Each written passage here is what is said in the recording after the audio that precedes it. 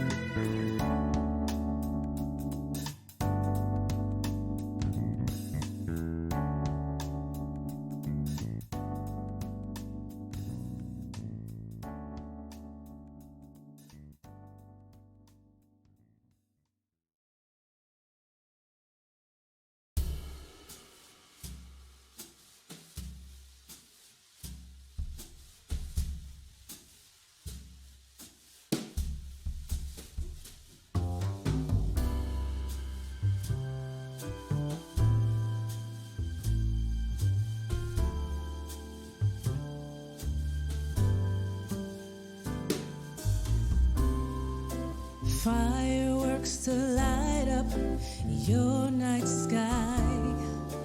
In a flash, life and love can go awry. Let me take you higher.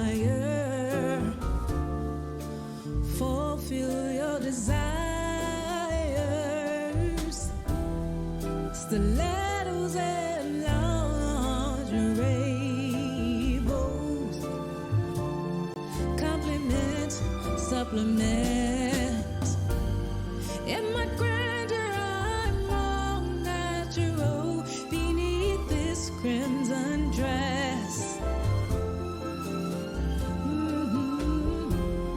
In my splendor, I'm all natural beneath you. Hello. Turn that down a bit. How y'all doing tonight? 7th second here.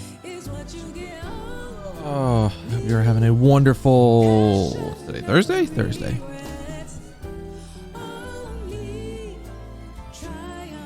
Today's kind of an average day at work. Nothing super crazy. I will say this though. Most of the day today, unrelated to my job directly,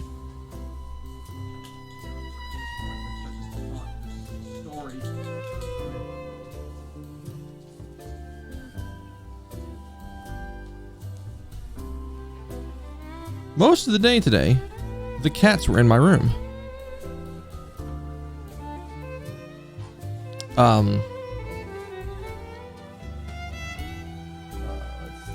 Woody slept on my bed a lot, which is good.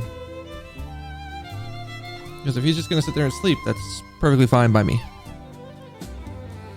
Don't have to have too much issue with that. I thought there was one time he nicked me when he like jumped up on my arm, but he managed to not nick me, which was kind of impressive.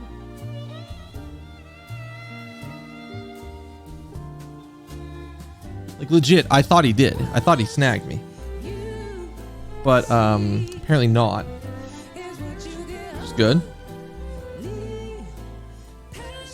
But like otherwise, when they're on my desk, they're just kind of looking around a little bit, or like there's a sort of like a relatively big empty space behind my center monitor where there's nothing back there. They like to sit back there. Well, it's a good thing you can't get to my shins right now. Hey, roleplay. How you doing, dude?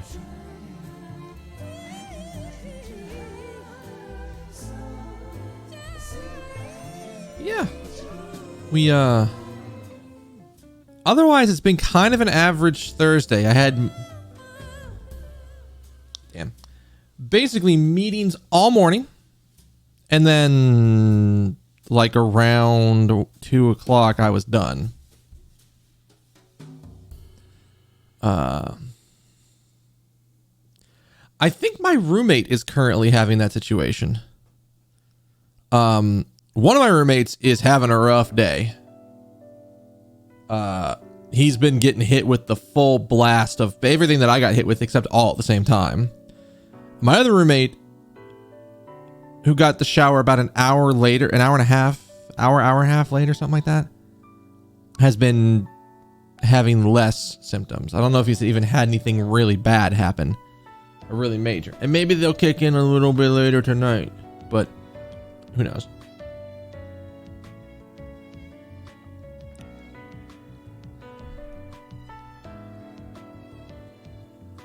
So we're dealing with that.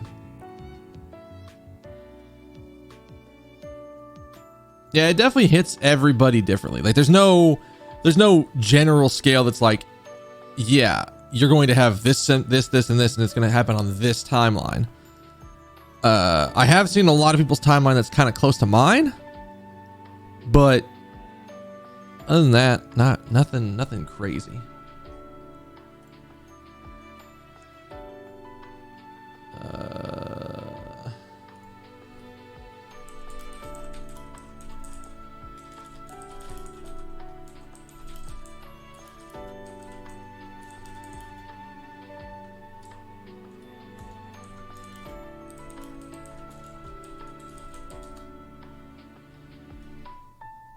So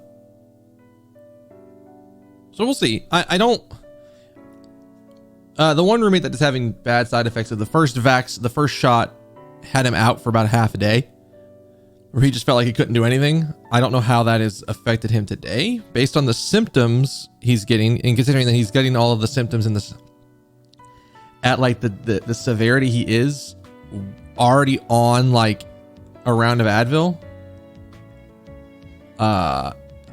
It might be treating him a little bit rough, just a little bit rough. Which, it's unfortunate. You hate to see it, but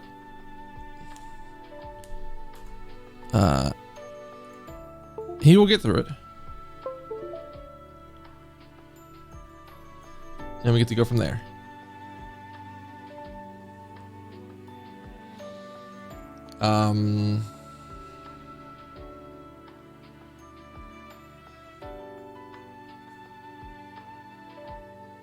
Something else. I had to stop myself really hard today for dinner to not eat out, because I know I shouldn't be eating out a bunch, but I don't know why nothing in my room, nothing in the apartment sounded good.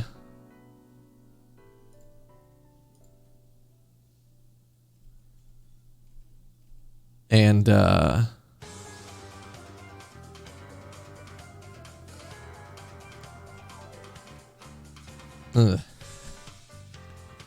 ended up eating some leftovers that we had. We ordered pizza yesterday, so I ended up just having more of the leftover pizza. But even then I was just like, man, this isn't what I'm looking for, and I didn't know what that was going to be. So maybe tomorrow for lunch or something, I'll go out and get something. I haven't decided what that something's going to be, but I'll figure that out. Oh, it, song is a little bit lower than everything else. All right. I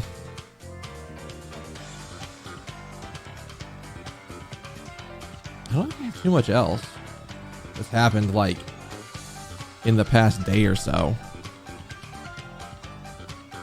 I did call my parents today and did my best to not talk about vaccines. I did my absolute best, and I think I did pretty good. We only talked about it for maybe like one small bit, and it was more of like, hey, I haven't been doing the things I normally do because not everybody I know is vaccinated. Which is a lie. Actually, most of my friends are vaccinated at this point. But I'm not telling that to my mom because she doesn't need to know that. Wait. What happened? What happened, tacos?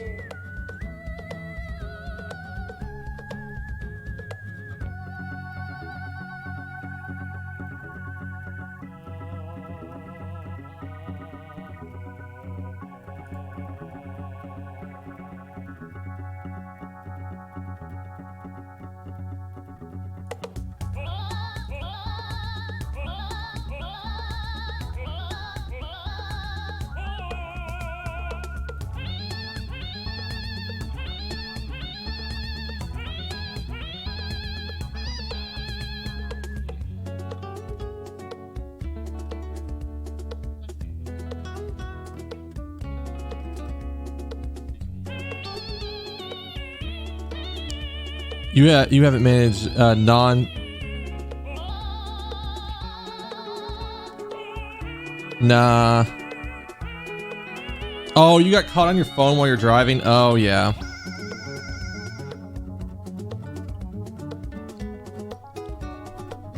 No, that is, I want to say in the town that I live in, they have an ordinance that's like you can't touch your phone while you're driving. But so usually what I'll do is if I'm using my phone for anything other than maps, Like if I have like a podcast playing or something like that, I'll try to start it and then put it in its cradle, because I have like a little like phone cradle that's mounted on my window, and put it in that, and then basically try not to fucking touch it. A lot of cities in the Atlanta area have ordinances that say you're not allowed to touch your phone.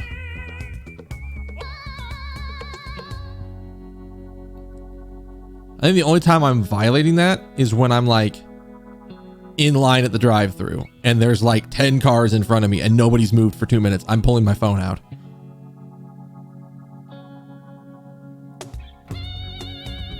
But I'll usually put it away before I get up to the order window. Because usually from the point I go from the order window to the actual pickup window, it's pretty fast.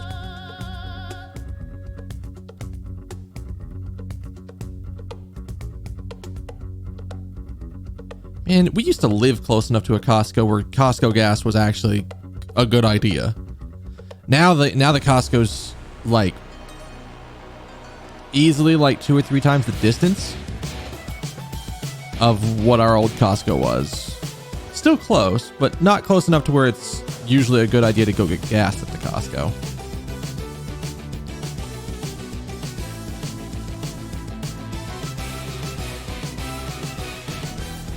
Wait, I've never seen a Costco that doesn't have a gas station. That's different.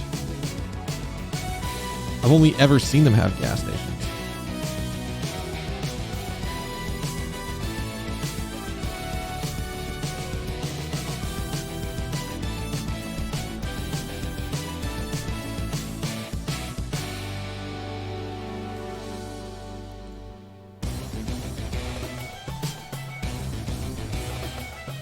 Oh, because everything's kind of confusing on how to get around in there, huh?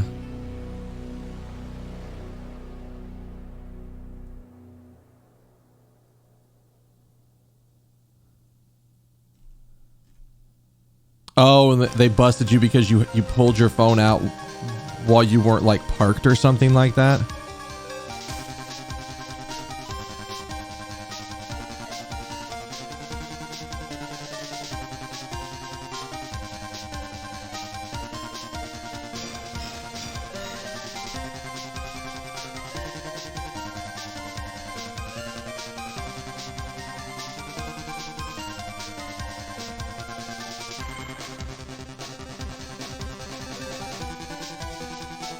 Fucking super cop came up out up on you, man.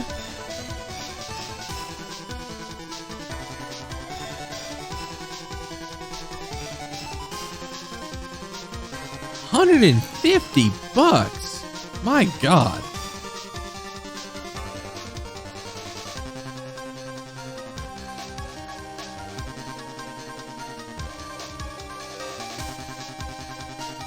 That's a shit ton.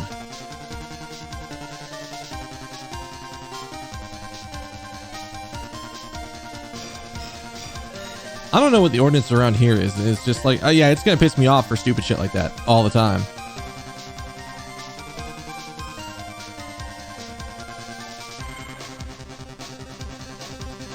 No, because one of the things I'd always do,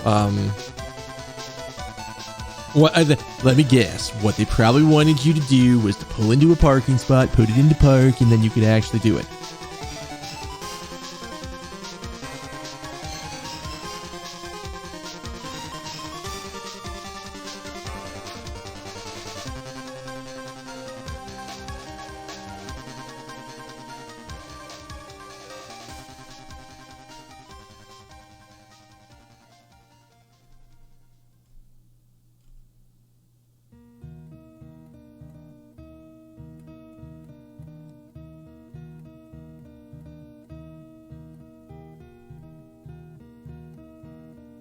The base fine is $20. Okay, $20. Where's that? Where's the quote from Final Fantasy Tactics?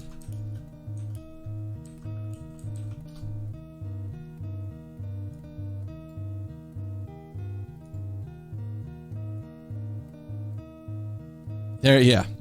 If the penalty for a crime is a fine, then that is a law that exists only for the lower class. I'm just like, you're not. It just seems so weird. What penalties did they add to go from 20 to 120?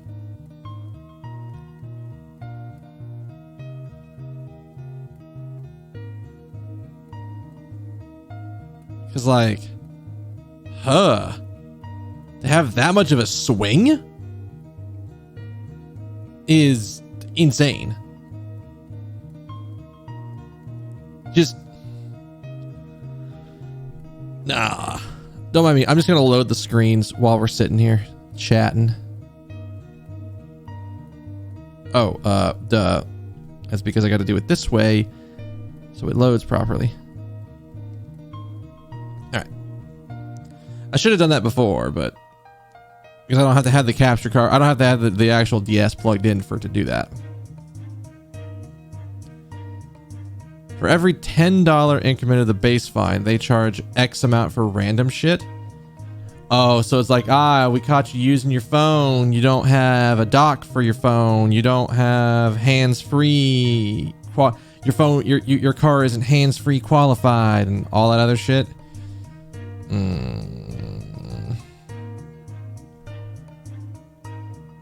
The super, super annoying bullshit.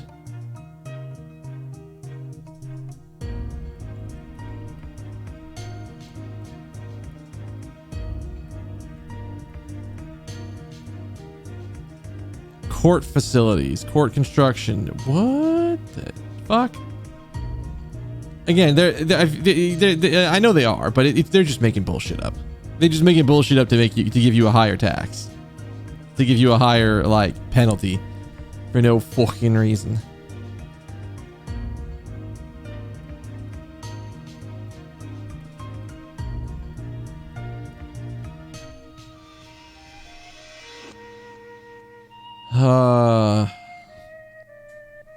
Like, I try to be careful when I'm out that I'm not doing something dumb or doing something considered dumb.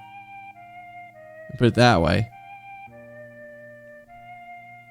Like, I try, like, especially considering I don't do a lot of driving around.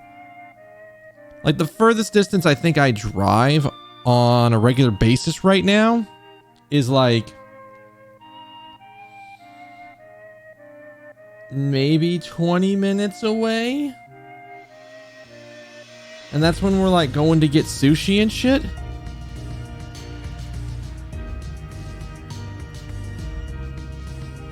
Yeah, no. Every single piece on that has nothing to do with like a thing that you did. It's all part of the process that they're using to charge you higher. Which again, horseshit. No, and that's the thing. I don't think those fines are designed to stop people from doing it. They're just designed as a revenue stream. While at the same time they can say, yes, we are making efforts to keep people from distracted driving. It's like, no, you're not. No, you're not actually. You're not doing a damn thing to stop people from driving distracted. You're just going, that person's driving distracted, of that sea of people that are driving distracted. Let's get them. It's kind of like how in my old hometown, like out by where my parents live, you do not drive over the speed limit at all in town. Because they have a relatively small police force there.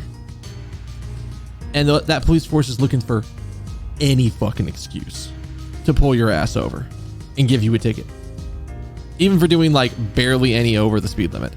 So you just don't do it. And that is the thing we learned real fast when we moved there. I don't think we got a ticket for anything, but it's like we figured it out. It's like, well, there's not a lot of people coming through here. There's literally 1 mile. There's like there's one road that's the main drag through town. If you're on that road, just it's 35 and just do not. Just cruise. Just chill.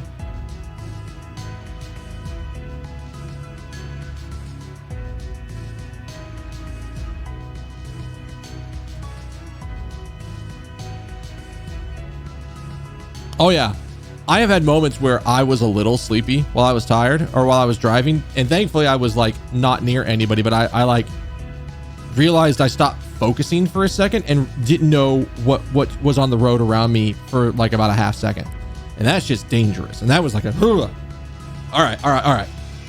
And then I like basically turned my phone over to like music, or I might have been, if I was listening to music already at that point, I don't remember. It's been a while since this thing happened, but it's like, go over to music, crank up some high BPM shit and crank that shit.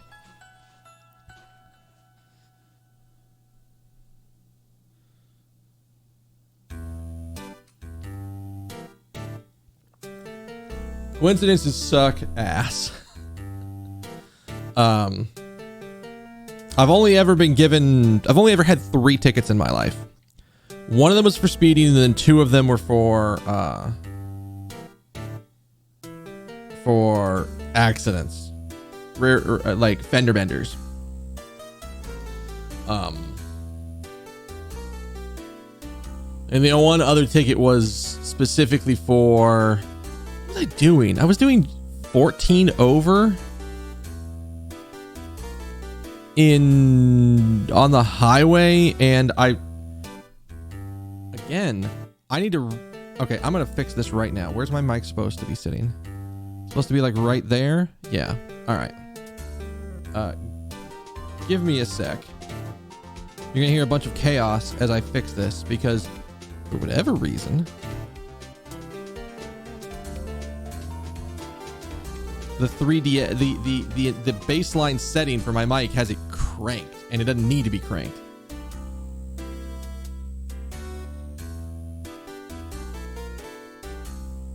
I kept to my usual schedule of just leaving work right away.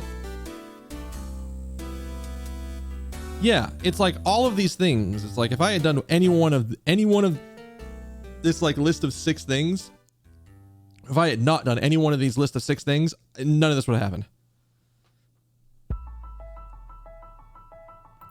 Yeah, and that's a way to basically be like, well, today was a good day. Not anymore. Not anymore. Take that!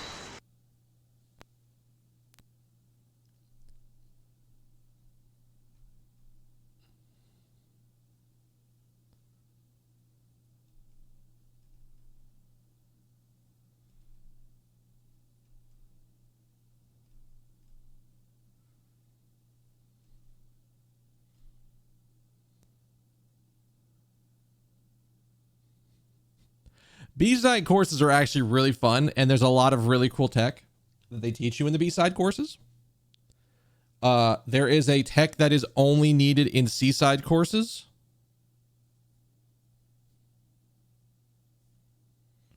And it is a speed tech that gets taught, like the only time they teach you in C-sides what a specific speed tech is when you need to learn one thing in like chapter 8.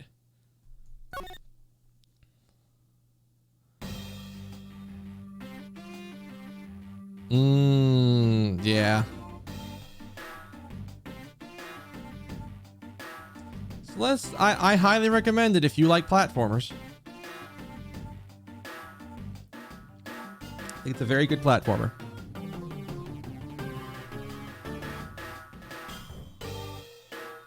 With a relatively I'd say a relatively good difficulty curve.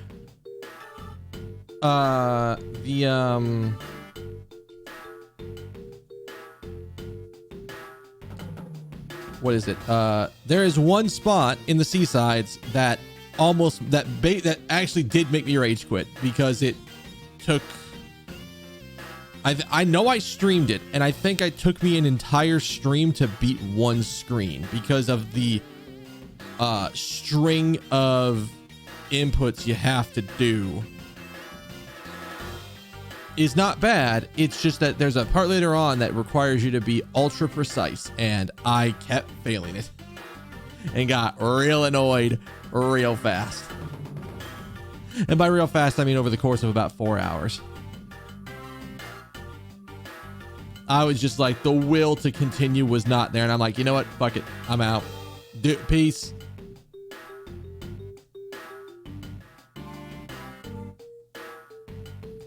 Yeah. I feel like that's one of the things that is a bit of a hindrance for me as someone who is not a full-time streamer and who streams just when I have extra free time, is that there are certain games I'm like, man, I would love to play this right now, but I want to play it on stream. So it's hard to do that. Hell, I have a friend of mine who is talking about wanting to play. Oh, what the hell's the name of that game? What the hell was the name of that game?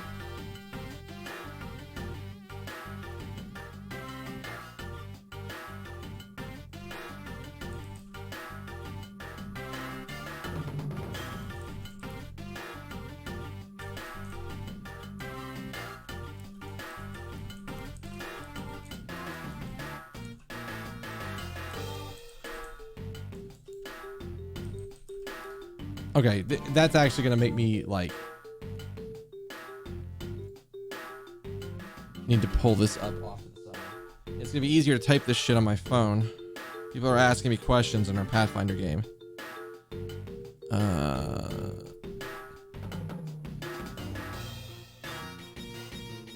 No, I understand, man.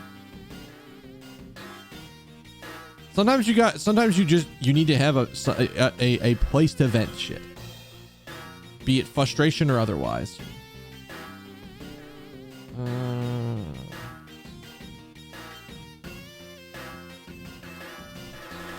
Let me see. Because someone was asking what spells do I have on my character right now.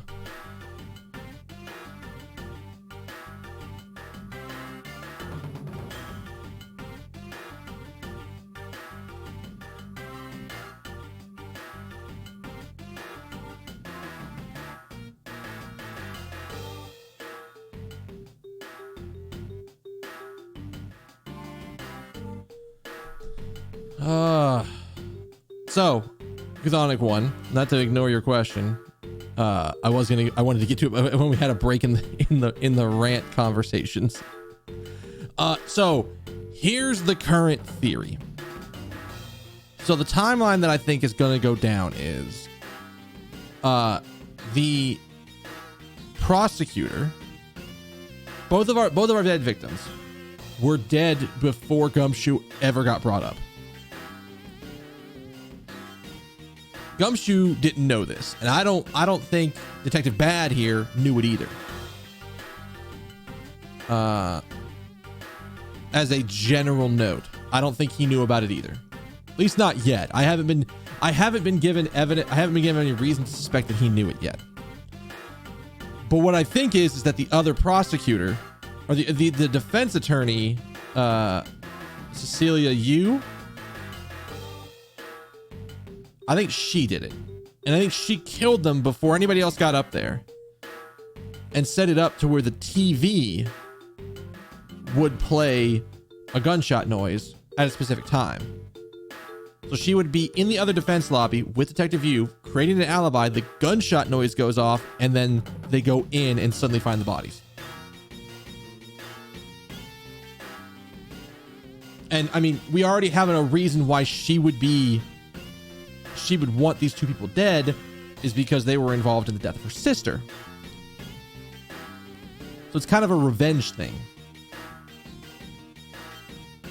Because it's seen as, if I remember correctly, her sister was the one that died in the original KG8 incident. I was originally going to call it CG8, but that's not right. She was the victim in the original KG8 incident. And the prosecutor there, which was Mr. Byrne Faraday, yeah, he fucked up the case, and it's considered, as far as I understand, to be that he bungled the case and let the person who more than likely did the killing get away. So that's kind of what I'm thinking right now. By the way, Tacos, you need that one clip of Haru from Persona 5 Strikers. She just kind of smiles and looks at Zenkichi and just goes, "We don't trust the cops."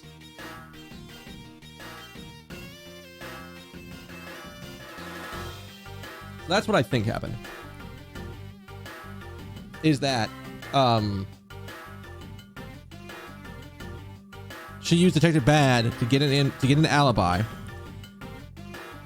She wasn't necessarily planning to set up Detective Gumshoe, but she figured whoever gets brought up here to guard the two of them is just going to be told not to let anybody in the room. Oh, and Gumshoe, the reason why Gumshoe disappeared from the hallway, in the eyes of the judge, who could only see into the window over here, or here, he can only see the top of Gumshoe's head through this window. Gumshoe dropped his Swiss roll right here, and he went down to try to grab it, and that might just happen to be the moment the judge looked over.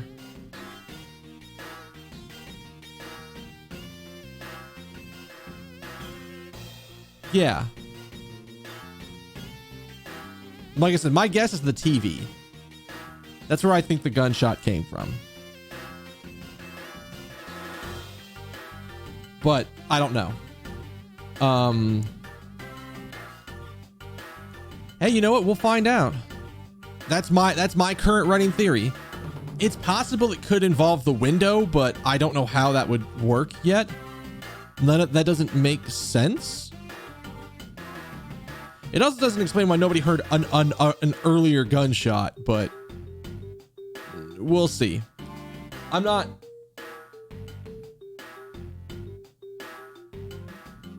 What does that spell? We'll see. He said it's called...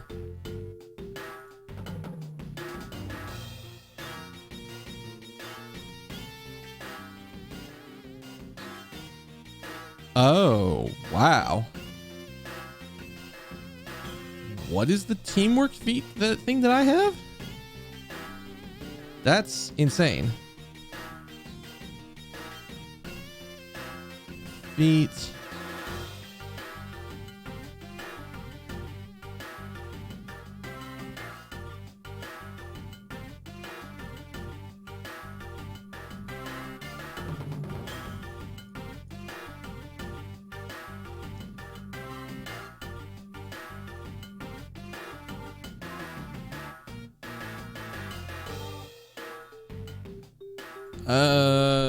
Yeah.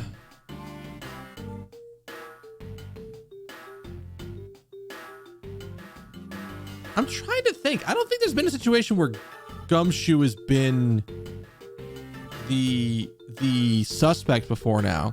He's been adjacent to the suspects like all the times Maggie gets suspected, but...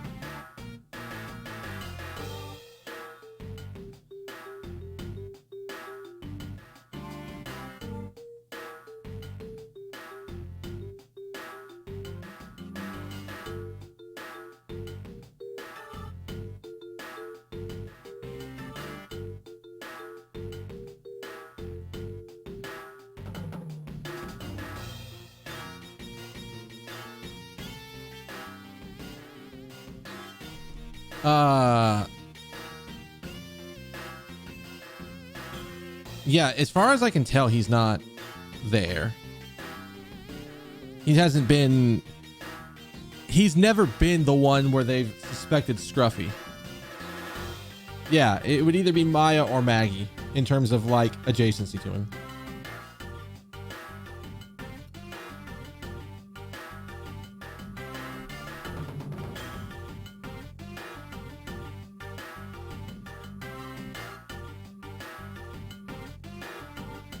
All right. So last time we had just finished talking to Detective Bird, but what he heard with the gunshot.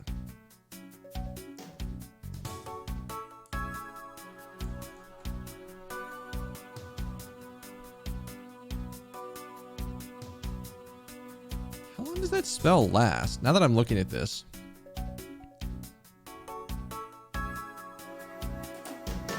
$10 per level, so I can share one of my teamwork feats with up to 3 allies.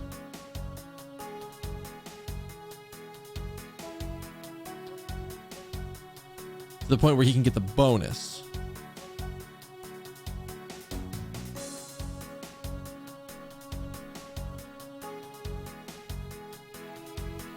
Which could be really good for things like allowing him to ignore cover.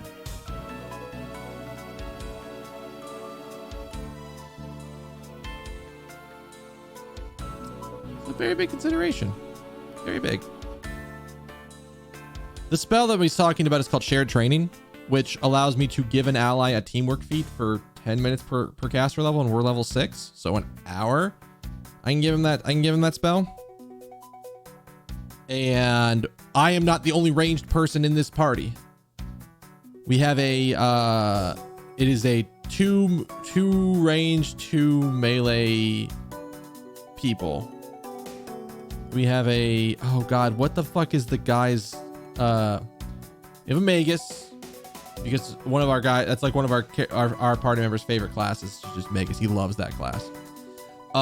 We have a cleric, we have an inquisitor, that's me, and then we have oh fuck, what is his name?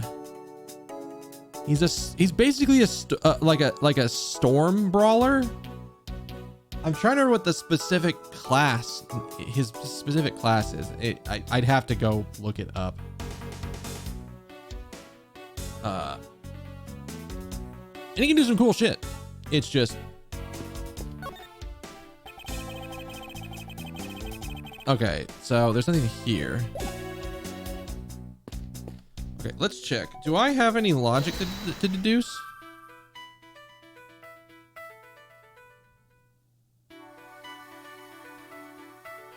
Probably?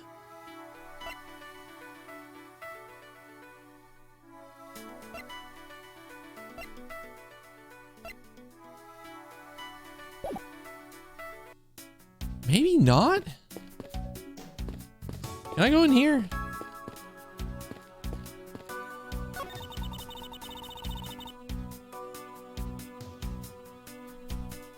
Maybe not. I don't know. He's making the most ridiculous looking face. That may be, but at least he's someone who doesn't look like... At least he doesn't look like someone who would tell a lie on purpose. I suppose. But with Ankara, evidence is the only thing that carries any weight. Of course. At any rate, this poster seems to be of no use to us right now. Fucking Christ. Well, you didn't miss much. I read out the only thing that you saw. Also, again, no noise.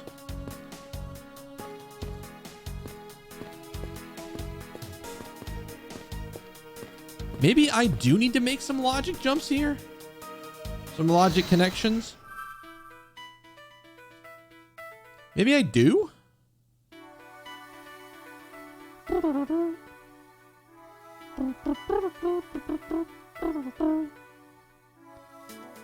It's gotta be.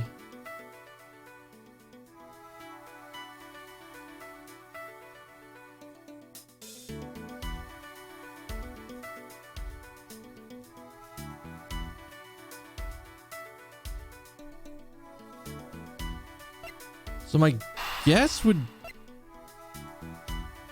Pretty strength, dude! Oi! Well, that sounds working. Jesus. Thank you for the host motor. I don't know why the ping isn't working. The bot's clearly working.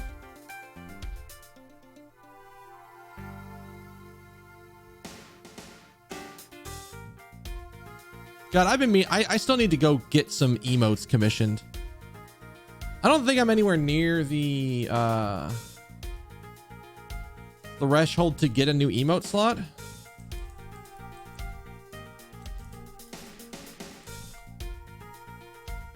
think so.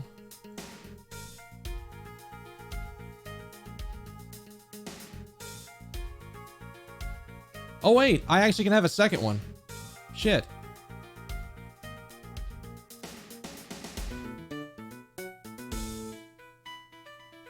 Oh wait, is this right? Hang on. Is that right? Is that actually correct?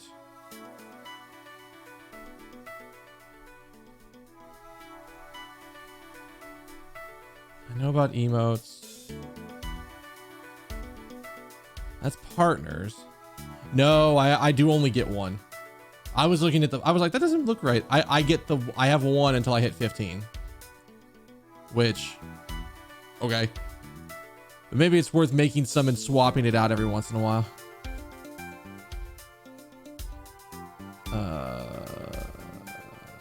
Yeah. All right. So like my next thought would be to go, well, clearly somebody bought something from the vending machine.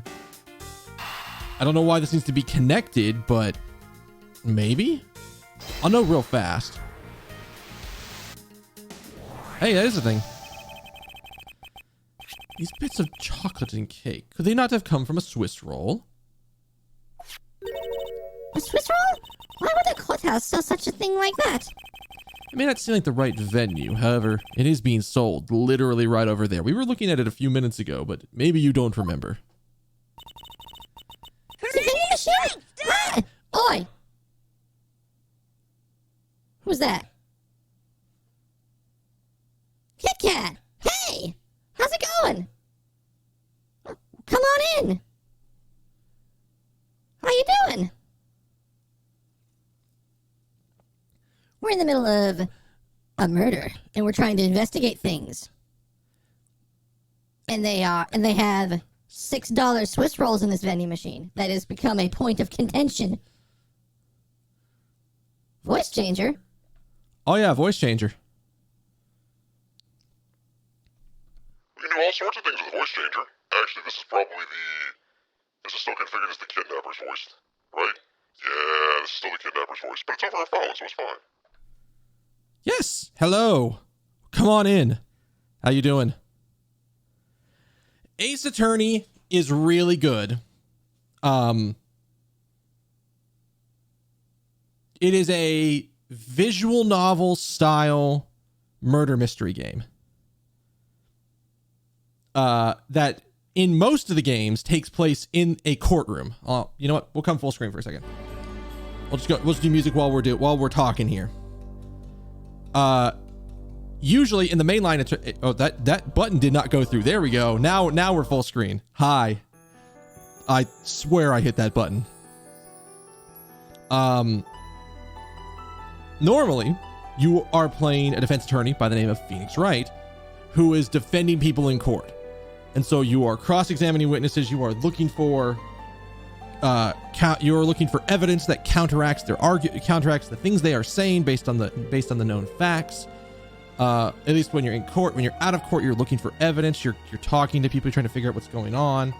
And they can range from they are usually murders that have happened, and they can range from, well, that's kind of a simple murder, to excuse me, how did we get to this situation? And I will tell you, they love to throw some ridiculous shit at you, and it's great. I love it. I highly recommend it. Now this game specifically is Ace Attorney Investigations. We are playing as the prosecutor from the first game that is a recurring character by the name of Miles Edgeworth, and we are playing things from the other side of the courtroom. Effectively, we are currently dealing with a double murder that happened in a courthouse, and we are trying to figure out what the hell happened, because we were supposed to replace a prosecutor who was being removed from a case. And the day we were supposed to replace him in court, he shows up in the courthouse with the guy he was prosecuting, both murdered in the same room. and we're trying to figure out what in the hell is happening. So you're going to see some stuff that is going on. Is it on Steam? I know it's on Switch, if that makes a difference. Where is it at? Because I know they put, so on Steam, you can buy the Phoenix Wright Ace Attorney trilogy, which is the first 3 games. And I highly recommend it because I think the games are awesome. And that gets you the main original trilogy of Phoenix Wright games that originally came out on the Game Boy Advanced, and then they ported them to the DS. And note, because I was in a good position to be able to do this, I am playing off an actual DS and capturing that. So is that. I'm good. Glad to hear you're doing good, Delos. Let's jump back in. So we're talking about the vending machine right now. Oh, stay neutral as the Swiss do until the end of with these. 2 for $6. Talk about expensive. Leaving the fact that it's on the expensive side aside, the cakes, crumbs, and chocolate bits were found in this hallway. It's just that they came from a Swiss roll that was purchased from this vending machine. We have a pretty clear picture of what happened here now. Naturally, I am here after all, aren't I? Detective Gumshoe must have sat on this bench as he ate a Swiss roll.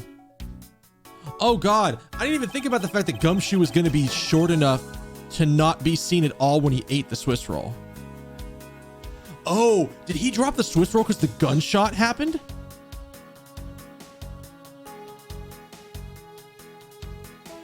Ooh, I don't know how I hadn't considered that, but that's absolutely a thing. Enjoy it. Well,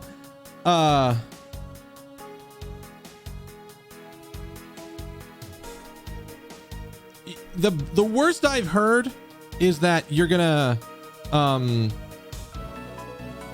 be in for like a bad day or two. I've not heard anybody who's been like down and out for more than 24 to 48 hours in terms of like after getting their second vaccine. I think one of my roommates is currently in the process of having his second shot shenanigans happen.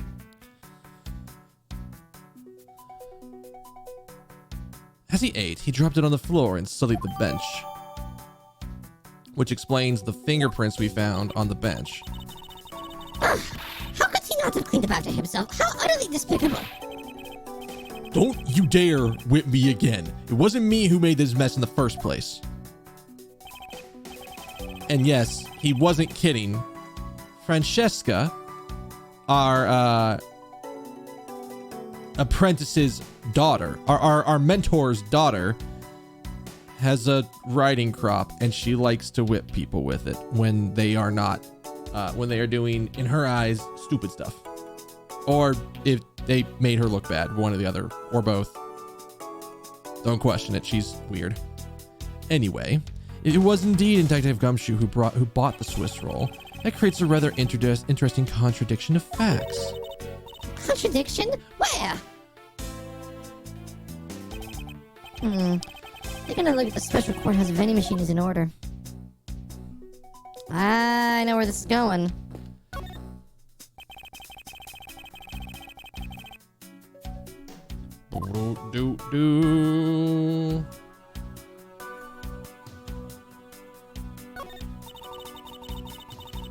It's 2 for $6. Oh, I guess it's...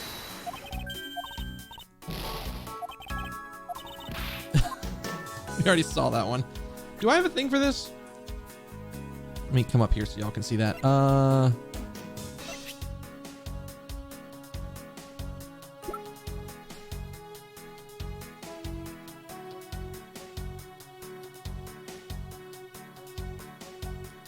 Oh. I know when that happened. Hang on. I know when this happened.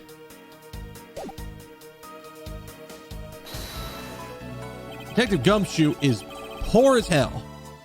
The man barely had $5 to his name, not $6, and I know where he got the $6.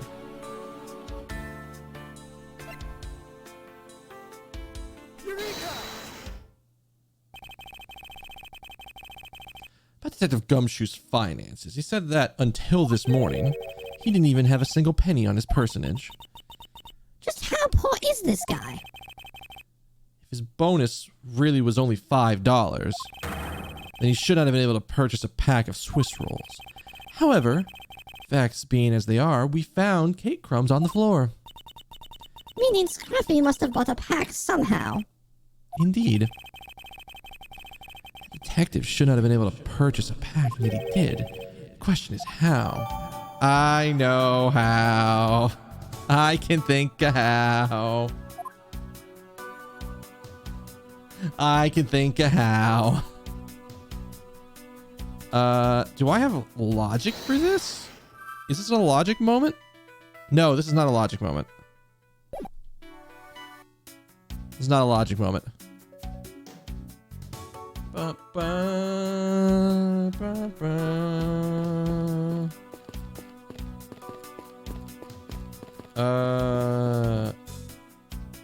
Is there something else?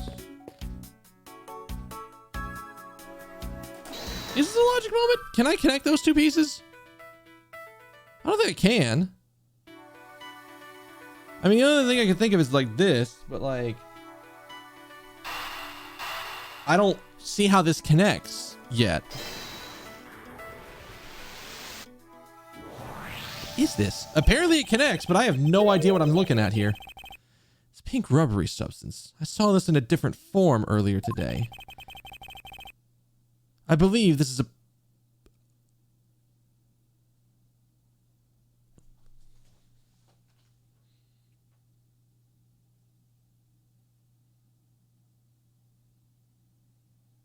Okay, I no longer think the TV anymore. Oh, shit.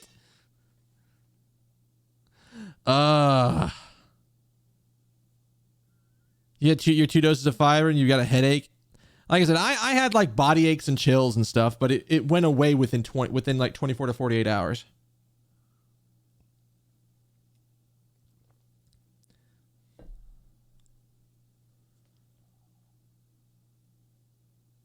But like, enjoy your sleep, Motor. Have a good night. Thank you for stopping in.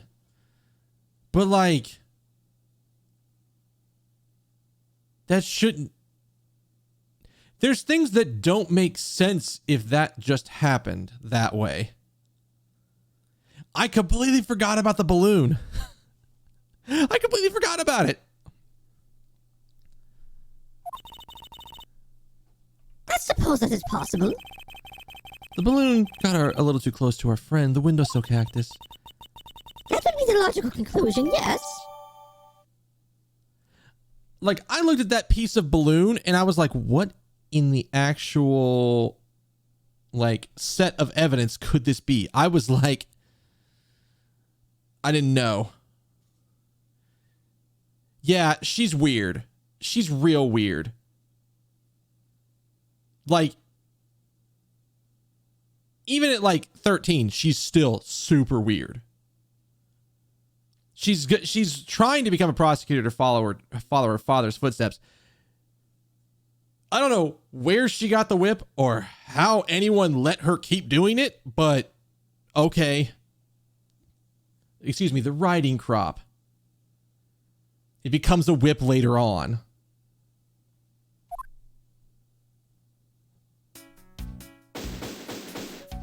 Okay. She's been weird in every game she's been in. It's not just this one. And it's not just at this moment in time. Because we're like, this case is taking place 7 years in the past compared to like where the rest of the cases in this game have taken place. So it's just like she's weird. I believe I now have a very firm grasp on what happened here. Ah, too. All right then, Francesca. Would you care to share what conclusions you've come to? Why should I do that? We're still in the middle of a competition, you know. We should be checking to see if your conclusions are wrong first, so you go ahead. Almost cute that she's going this far to ensure she wins. Almost. Very well, but first we need to pay His Honor a visit to correct his testimony. September 10th, 5:15 p.m. District Court, courtroom number 3. Mute? No.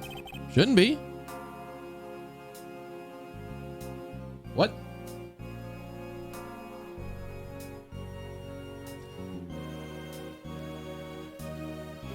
Your Honor, if I may, I'd like to test your witness testimony to see how it stands up.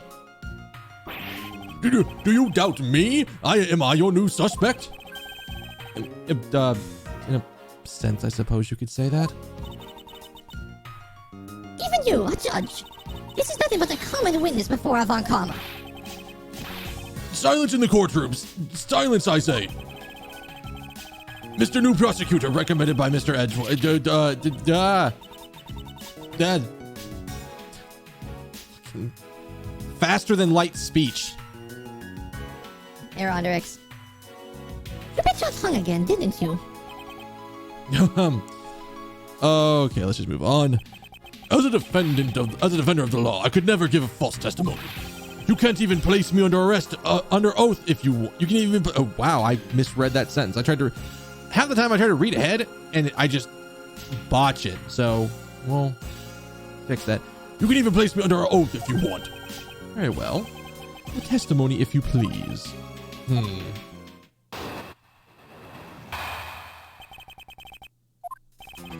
During the recess, I went to the bathroom. There's a window on the hallway side. In other words, I could see into the hallway. As I entered, I saw the detective buying something from the vending machines. But when I was about to exit the restroom, he had completely disappeared. A detective that goes missing while on duty? That sounds mighty suspicious to me. Your Honor, can you please try to remain calm? Oh. I'm so used to simply listening to testimonies that I got caught up in the excitement.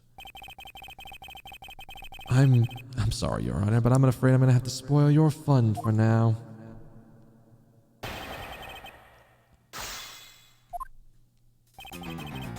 Alright. Let's get all that juicy info out and let's press him on everything. Your Honor, why exactly did you pay a visit to the restroom, if I may ask? Edgeworth, please, no. Oh! Well, isn't it obvious? What else do you go to do in the do you go to the restroom for? Or maybe I knew it. You suspect me of some sort of tomfoolery, don't you? Please, stay calm, Your Honor. This is going to be so much harder than I anticipated. I'm sorry. You're right. I need to think things through with a bit more of a level head. I'm just nervous because so much has happened today with this trial. Let's see.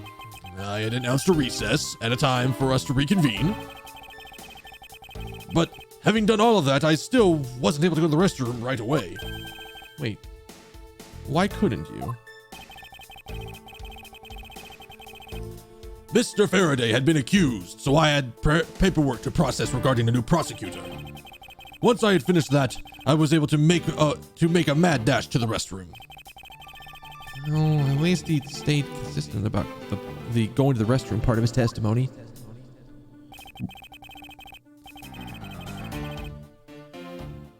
Hold it! Your Honor, did you really go to the men's restroom? Oh, what? What is the meaning of that statement? I simply meant that perhaps you went to a restroom on a different floor? I had to go for such a long time. It was unbearable. It was all I could do to dash to the closest one to the courtroom. It's only natural given his circumstances. I ran from the courtroom, through this floor's main lobby, and down the hallway. Once you enter, you can see there's a window just above the urinals. That's where you can make eye contact with people while you are taking a piss. It's not the most pleasant thing, but, you know, sometimes it just happens. And it was through that window that you witnessed Detective Gumshoe, Your Honor? Yes, exactly. Your Honor, there's no need to yell. I mean, I'm right here. I can hear you just fine. Oh, I guess I put a little too much into that last answer. Now then, let's continue with the testimony. Isn't that my line?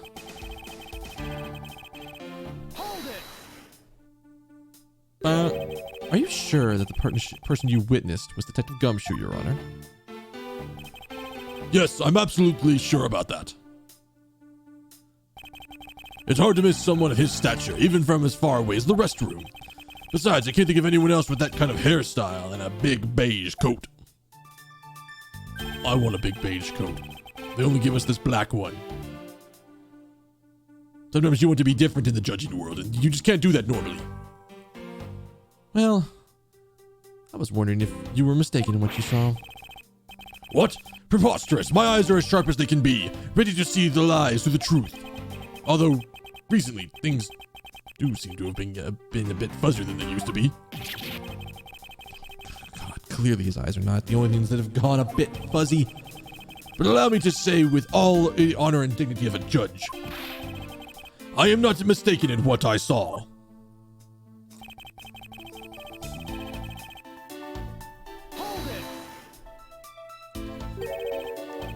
Disappeared? But Your Honor, didn't you just say I saw the detective buying something from the vending machines? Why, yes. Yes, I did. The restroom window looks over the courtyard and right into the hallway. But just as I was about to exit, I took another look and there was no one in sight. That led me to the only the solution to this mystery. Bro. That detective must have gone into the crime scene, lobby number 2 at that point. So he looked into the hallway from the restroom? Over the courtyard, did he?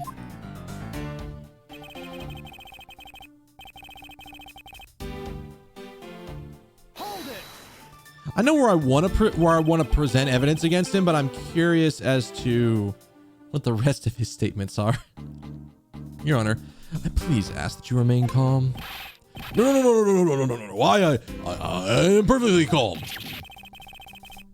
You're being anything but perfectly calm, Your Honor. It appears that his honor could not have been mistaken in what he saw. I suppose, given his line of sight. However, Francesca, why do you suppose our lines of sight are so different? If you're referring to my height, whack! Can't you hold that whip still for just a second? God, she's just aggressively whipping everything at this point. How about his honor's testimony? I believe his line of sight is to be an important factor. If it is that important, why don't you hurry up and tell him already? I will, but there's one more thing I need to do if I am to correct his honor's testimony. I'm gonna need to retrace Detective Gumshoe's movements. Okay. So let me see here. Oh, that's the wrong button. That might, I don't think that muted. No, that didn't mute anything for you guys. That would have just done that. All right. So let me come up here.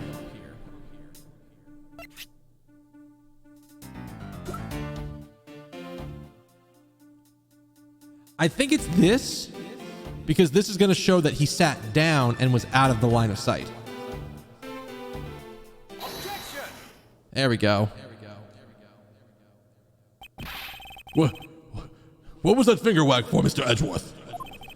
And don't you know it's rude to shout objection while someone is giving testimony? Huh. Oh, that was still on. If you truly are a man of the law, then you must always be vigilant. For example, I, myself, never let an opportunity to shout objection pass by me. Miles Edgeworth, it's one thing to be passionate about your job, but this is real life. Is this what people say when the pot is calling the kettle black? Turn off. Your Honor, I wonder if you might take a look at this for me. What is that filth? Ugh! Please tell me that's not anywhere near me. I can't stand it. How dare someone dirty the hallway bench like that? Who is the culprit? That party is hereby found guilty of uncleanliness. You must know, the uncouth bench sullier has already been placed under arrest thanks to your earlier testimony, Your Honor. Oh! Good for me. But who was it? We're about to discover something from the smudge on the bench. Or we were able to discover something from the smudge on the bench, namely Detective Gumshoe's fingerprints. Not happy with just committing murder, he had to go and dirty this courthouse? Guilty! Your Honor, please, calm down. Well, it's true that Detective Gumshoe is the one who made the mess on the bench. You've not yet established that this action is related to the double murder. What do you mean? I believe that Detective Gumshoe bought a pack of Swiss rolls from the vending machine, and then promptly sat down on the bench to eat one.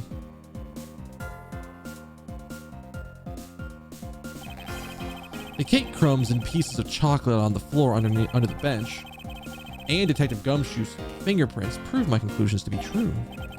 Oh, but I don't understand. Is this whole thing related to how I couldn't see him as I was leaving the restroom? Indeed it is. The windows in the hallway was built rather high up into the wall, at around a grown adult's chest height. As evidence, I submit that Francesca herself was unable to see out that window. You're about to get whipped, sir. Whack.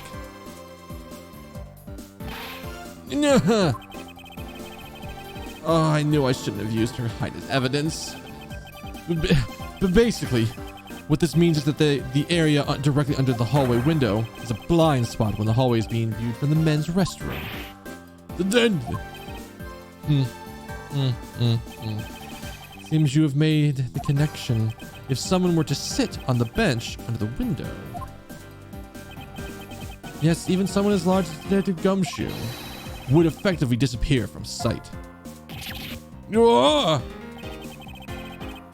Do you finally see, Your Honor? Your testimony has just proven that Detective Gumshoe was in the hallway the entire time. Who's interrupting me? Sorry. I didn't mean to say it with that much enthusiasm. But I've always wanted to. All I wanted to do was try saying it at least once. Here, let me try that again. Hold it! Is there something of value that you'd like to say? Yes, actually, there is. I remembered something else just now. Mr. Edgeworth, please allow me to testify to the court one more time. Even if we overruled him, he would just keep on talking, wouldn't he? That might not be a bad thing. The more info, the better in a perfect investigation, am I right?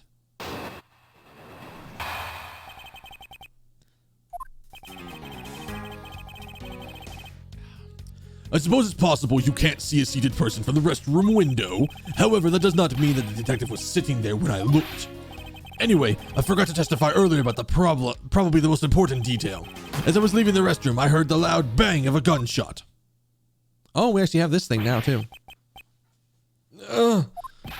How's that? Is that the testimony of the one who judges the crimes of others? I think I turned that into a question when that was supposed to be a statement, but whatever. Your Honor, could you try to state the important facts first next time? I agree. Before you go around judging others, you should learn to judge your own words. I'm sorry. But honestly, I thought the loud sound was just a noise popper until just now. He mentions it. Right before we restarted the trial, he did talk about that. Oh, by the way, there was someone celebrating a birthday during recess. I could have sworn that I heard a popper going off. Come to think of it, the other day with my grandson. Well, the most critical point in this argument is when did the judge look into the hallway, and whether or not that lines up with the gun actually being fired. Your Honor, if I may, I'd like to clarify a few details in your testimony.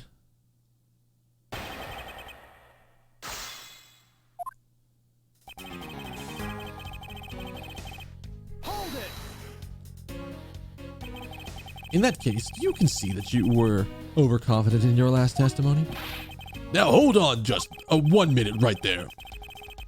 I said it's possible you can't see a seated person from the restroom this time, but you know something? I don't think you know when the prints you referenced were left on that bench, do you? Oh, fuck, he has a point. While you have proven that it's possible the detective was sitting, I still have a problem with those fingerprints when those fingerprints were left. Damn, he's right. I don't have a way to prove when the fingerprints were left on the bench. He feigns ignorance. His honor has seen a lot of life. This judge, I mustn't underestimate him.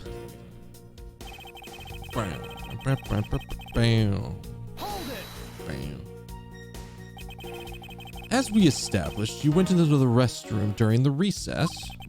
However, at what point in that recess did you look into the hallway? After I called for a recess, I handled the change of prosecutor paperwork. Maybe about 20 minutes until we reconvened? Yes, that sounds about right. Just as I expected. What were you expecting? I demand to know what that all-knowing smile is for. Your Honor, the statement you just made is very important. I'd like for you to append it to your testimony. All right, if you insist. Let's see. I looked into that hallway about 20 minutes before we were to reconvene. 20 minutes before we reconvened. Very well. What did you do after that? Let's see. I had to make some preparations, so I rushed straight back to the courtroom. I also had to track down a few pieces of paperwork for the various bailiffs. You rushed back to the courtroom despite having just heard a gunshot? Well, at the time, I thought it was just the sound of a noise popper. I really couldn't think of any other explanation other than someone having a birthday party. But now that this has happened... Oh, I see.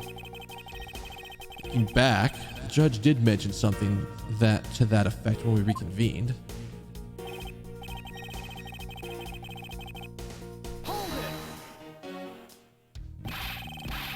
If something is that forgettable, I don't need to hear it. But all I did was forget to mention it. That sort of excuse may work on other people, but not on Avant Karma. Oh, shit. But it's such an important piece of testimony. Please give me a chance to present it. I have no choice in the matter.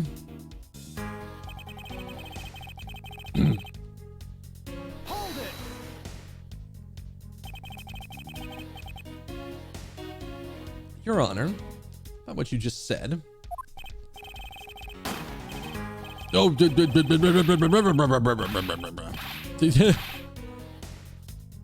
ah!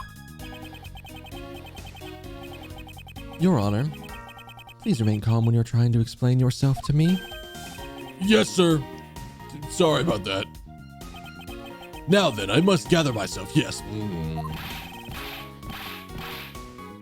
When I heard the gunshot, there was no one in the hallway. I should know. I looked. There was no one there. Judge's emotion circuits seem to be struck on overreact. Yeah, don't let someone near him in the future, perhaps, with a machine that can read the emotions of people. It'd probably go haywire constantly around him. You know, future tech and shit like that.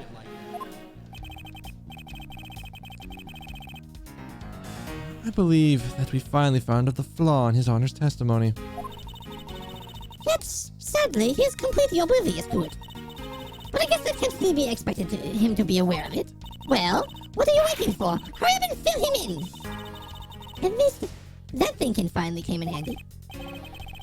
Indeed. Now let's see what happens when I present it to His Honor. Okay.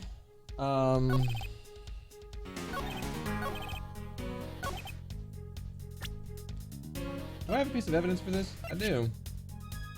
Because I think it's this. I think it's this balloon piece that we found right next to a cactus, right outside the window. Objection! That's not right. Really? Really? Honor, by my account, there is absolutely no contradiction here at all. Really? Well then, I guess we're still alright. Please continue with the testimony. 2 of them overruled me? I probably should have gone with the new piece of evidence and gone from there. I will lose the truth to the darkness forever. I need to stay calm. I need to think carefully. And I need to find a flaw in his testimony fast. Oh, whoops. I was at the end of the testimony. Boom, boom, boom.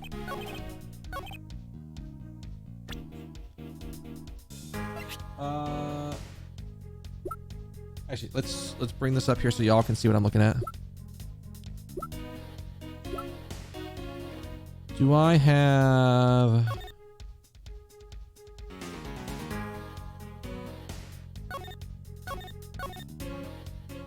Discovered immediately after a gunshot was heard. When were we reconvening again? Am I misremembering?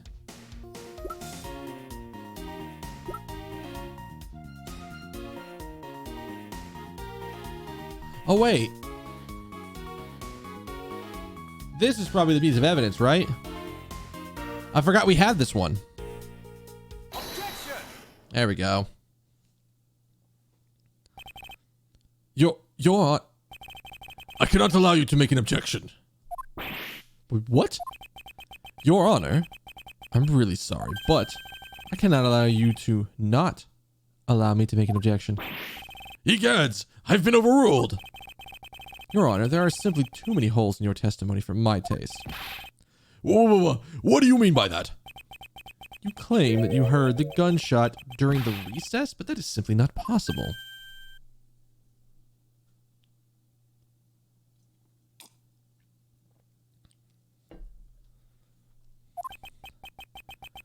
Mr. New Prosecutor recommended by Manfred von... I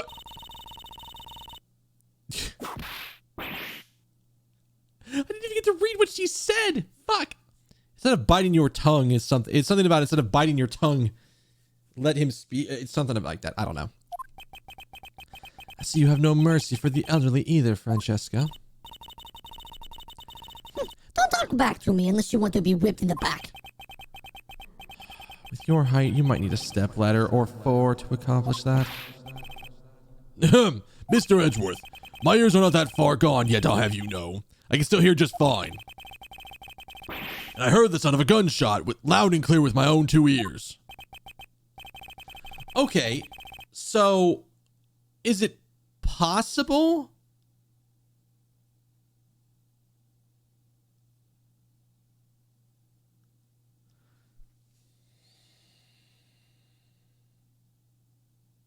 That doesn't make any sense. Like, how they got murdered doesn't make any sense yet. There's like a bunch of gaps in this story that don't connect quite yet, and I'm not exactly sure what's going on. Your Honor, I have here an interesting bit of testimony. It's from Detective Bad, and according to him, he heard the gunshot right before the trial was about to start again. What did you say? Your Honor, you just said that you heard the gunshot about 20 minutes before you were to reconvene. How do you explain this glaring contradiction? That can't be. Unfortunately, that is the truth. But I heard as clear as day. Bang!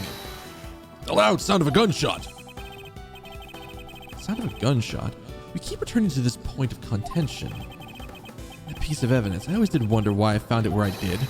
However, now I understand what that gunshot the judge heard really was. Unfortunately, Your Honor, this is what really produced the gunshot noise that you heard. Okay, so I was like a step ahead in the evidence. I found this object in the hallway earlier. What is that piece of pink substance? It may not look like it, but this is actually the piece of a balloon. I see. And I suppose you would like me to accept that this pink balloon is the court record. Your Honor, I present this piece of evidence in order to overrule your testimony. What? Your Honor, your argument goes as follows.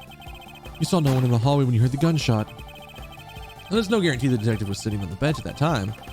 Therefore, you'll believe me. You believe he must have been at the crime scene to find it at lobby number 2.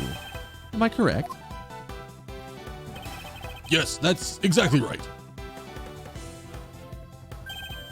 Let me ask you something. Do you think that the gunshot you heard was produced by a real gun? I think I've said enough that even you can figure out the rest on your own. Your Honor, you were fooled by the popping of this balloon into thinking it was a gunshot. What manner of trickery is this? This was a good effort you put forth, Miles Edgeworth. But if it was me, I would have wrapped this whole thing up before the judge even testified. Can you elaborate on how one ends something before it even begins? Well, to be honest, I did think that sound was the bit off from a real gunshot sound, and I've heard a lot of gunshot sounds in my life. Who would have guessed that someone would pop a balloon in a place like this? It's true. One doesn't usually think balloons when in conjunction with the courthouse.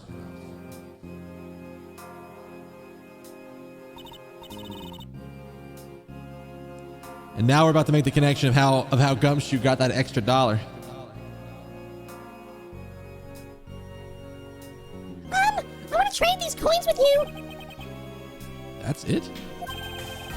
That's the balloon. That's the balloon that girl was holding. It explains everything. Your Honor, if it makes you feel any better, you didn't lie once in your testimony. However, can't really vouch for its accuracy.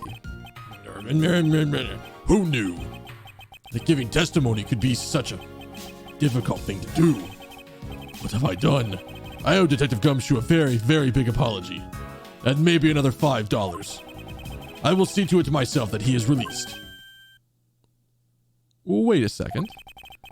Still a few things I have yet to resolve about what happened in the hallway. Your Honor, I request your permission to further question Detective Gumshoe. But why? I thought we just cleared his name. Whether we did just now or not, I still cannot say. The only thing I can do for now is to continue in my quest for the perfect explanation. And to that end, I must resolve the remaining issues pertaining to the events that occurred in that hallway. Very well, bailiff. Bring Detective Gumshoe into the courtroom. I don't care if he's busy right now. Bring him here now. I must fulfill my mission, and I must find the perfect explanation to this case.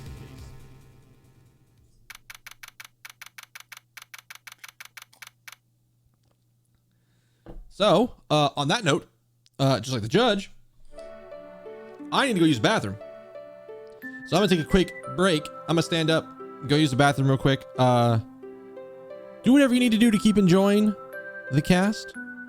Stand up, stretch, grab a drink, or grab a snack, any of that stuff. We will be back here in probably a relatively short amount of time. A couple minutes, maybe, at most. And we will keep going, and we will talk to Gumshoe again and ask him about the balloon, along with where he got that extra $1. All right? Be right back.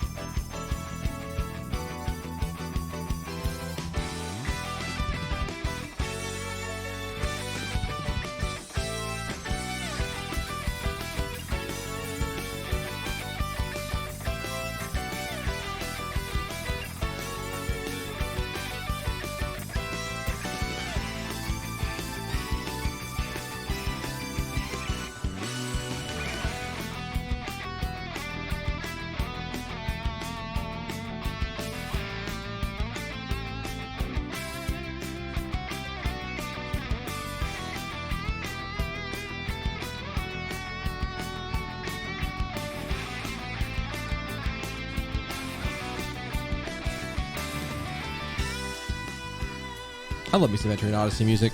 I'm back. Thank you for sticking with me through that break. Oh, God. What has Florida done this time? Is that not on? That's there.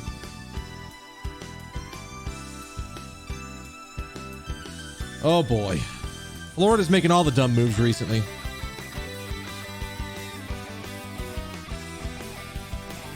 How did she get arrested?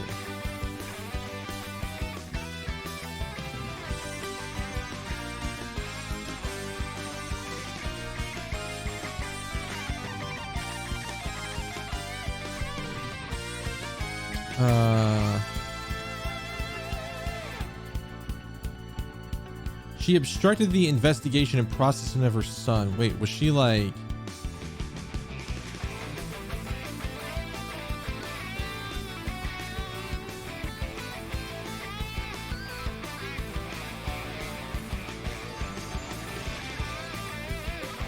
How...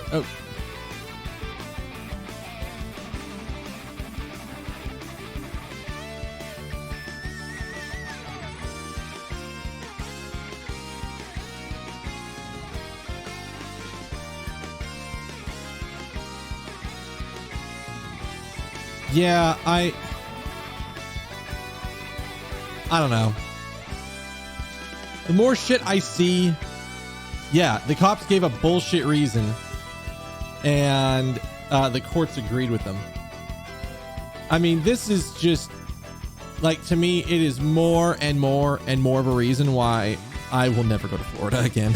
There is nothing of value in Florida for me.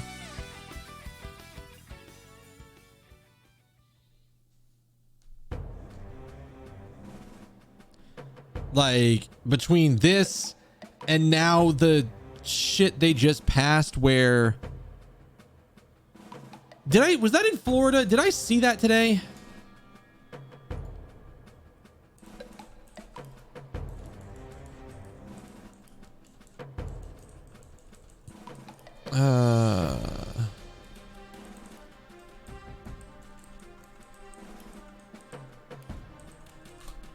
Was that a thing I saw? Was it in Florida that I saw that?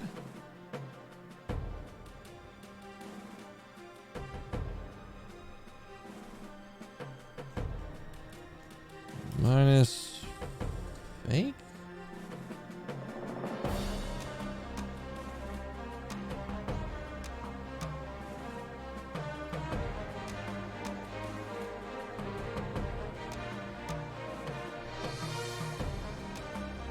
I saw something about like some state government trying to pass an ordinance. It was like, oh, if you show your COVID, like the vaccination card they give you, that you could get fined or some shit like that. I'd have to go digging for it. I can't find it in like the first couple of seconds of searching.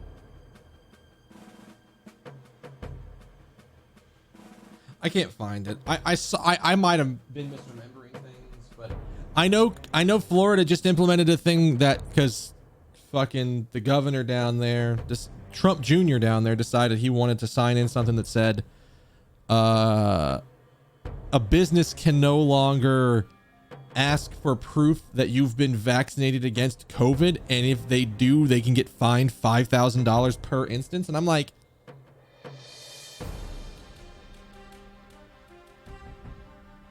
just fuck off. That's all I have to say to that. Just fuck off. Florida's a weird state. And I really, really don't like supporting it.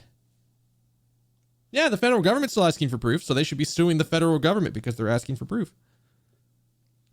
But I think I think the ordinance was specifically against, like, I think it literally was against schools and businesses cannot ask you for proof of your vaccination,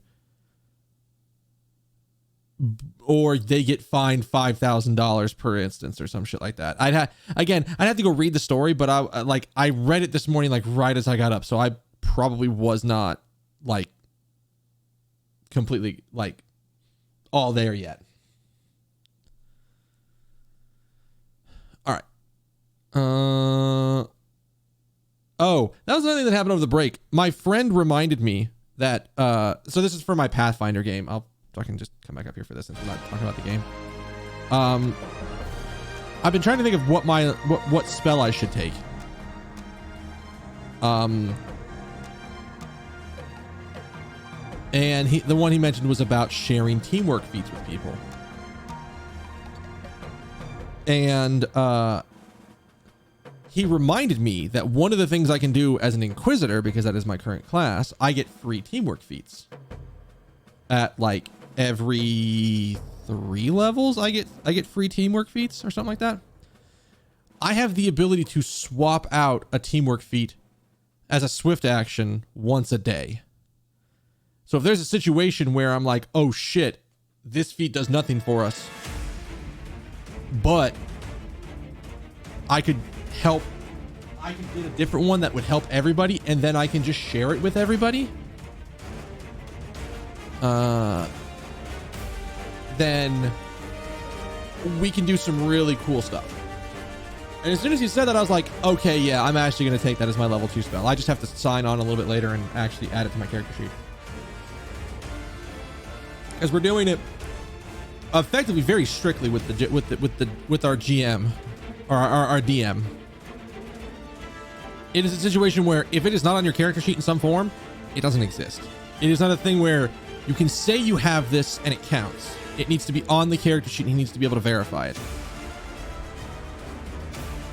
Just because it more of like he wants to be able to read the rules of the thing you put on your character sheet in case there's ever a situation. And half the time I'm like, I will like click a thing to put it in chat so he knows I'm using this, and then there's an instance of a thing he can look at to make sure that I'm doing things right. All right, but that will be for after the stream where I don't have to worry about things. So let's get back to talking to Detective Gumshoe.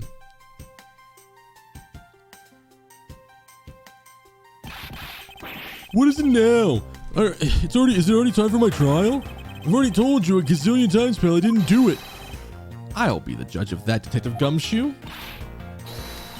No, you won't. I will be the judge of that. No. I'm the judge around here, and I'll be the judge of that. Why can't you guys be a little less judgmental? Yes, well, speaking of hasty judgments, Detective Gumshoe, I'm afraid I must apologize for an error in judgment on my part. Your Honor, I don't believe you should apologize just yet. You've yet to prove he's completely innocent of his crime.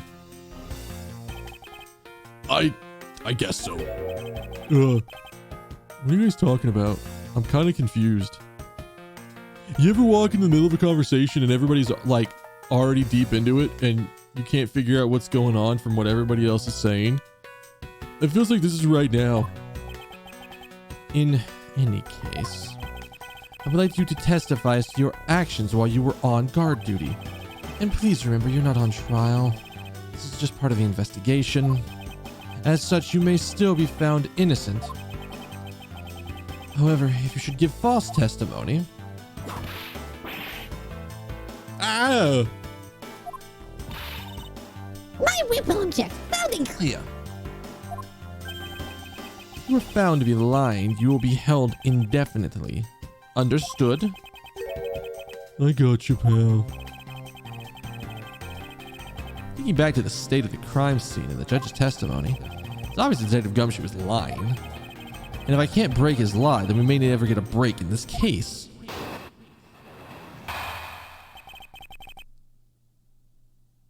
That's against the law to be held indefinitely? Not in Japanifornia, where this takes place. Or wherever you want to call it taking place at.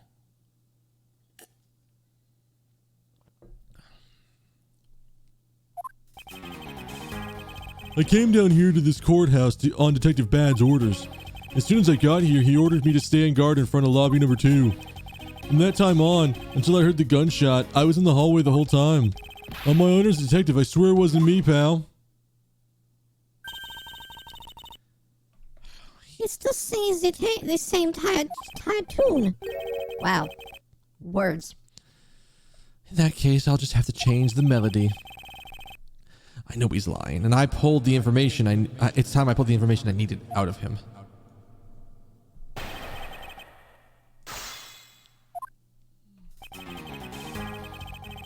Hold it!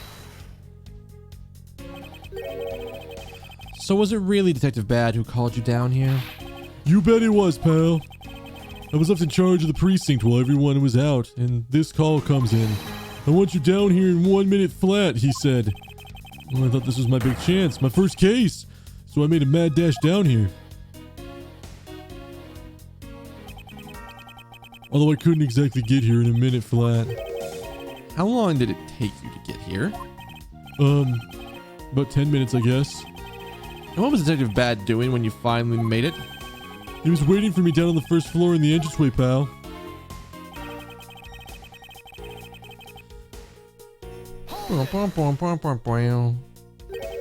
And by he, you mean... Detective Bad, of course.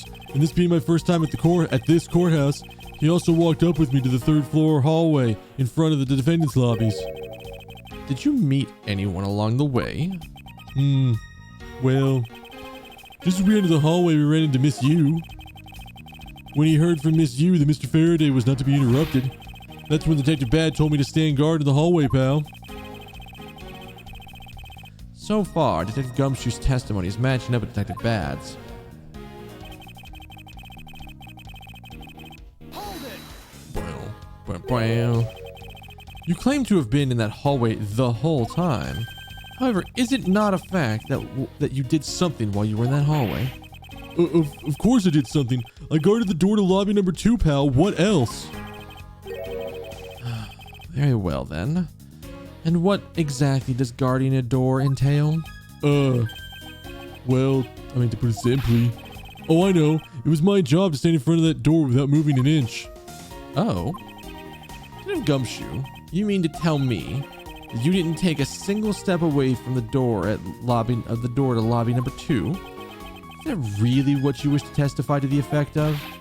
You got it, pal. I didn't take a single step away from that door, just like I was ordered not to. He's being an absolutely stubborn bastard.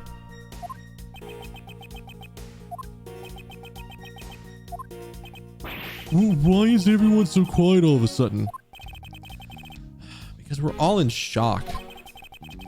And in awe of your utter stupidity. Scruffy, if you're going to lie, at least tell us a more believable one. Thwack! Yeah, but I'm not lying. I should hurry up and bring this stupid, insipid testimony to a close. Hold it!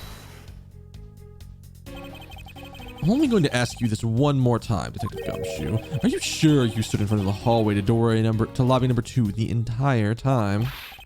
Yup.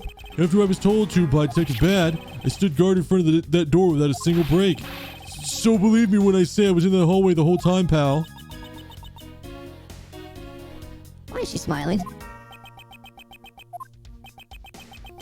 Nobody else is smiling. She's the one that's smiling. Why did everybody go quiet again? Apparently someone has a bit of trouble reading between the lines. What's that supposed to mean? I don't... Be quiet! Yeah.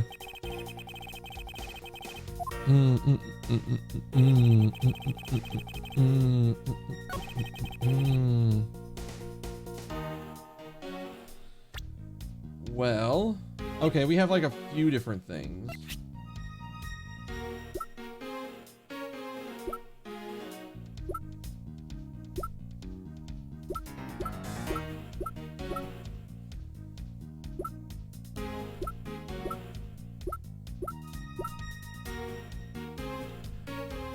I think it's this, right? It's this thing, right? where we got him sitting down.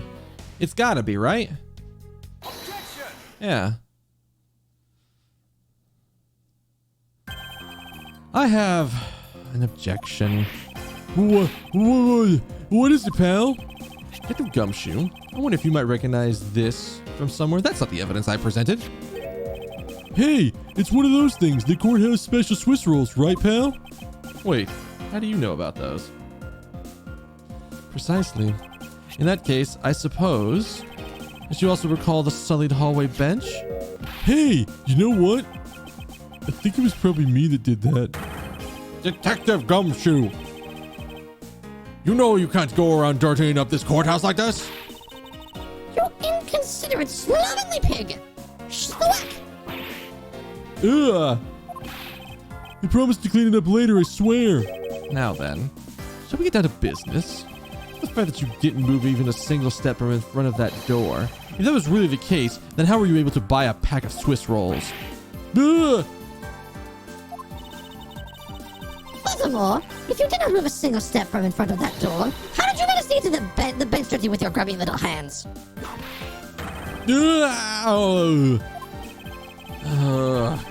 She's really good at aiming that thing for such a tiny little child. Piers Francesca's whip can do more damage than my words alone can. All right, I confess, pal.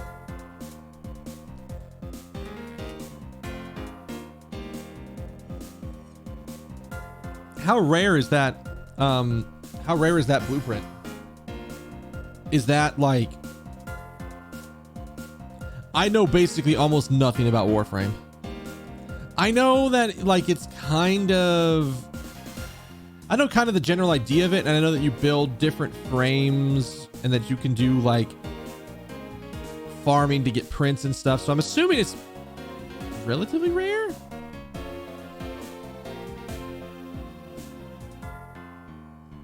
Boom, boom, boom, boom, boom, boom.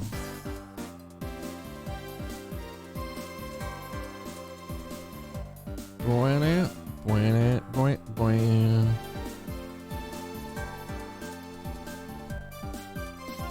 Boing, boing, boing.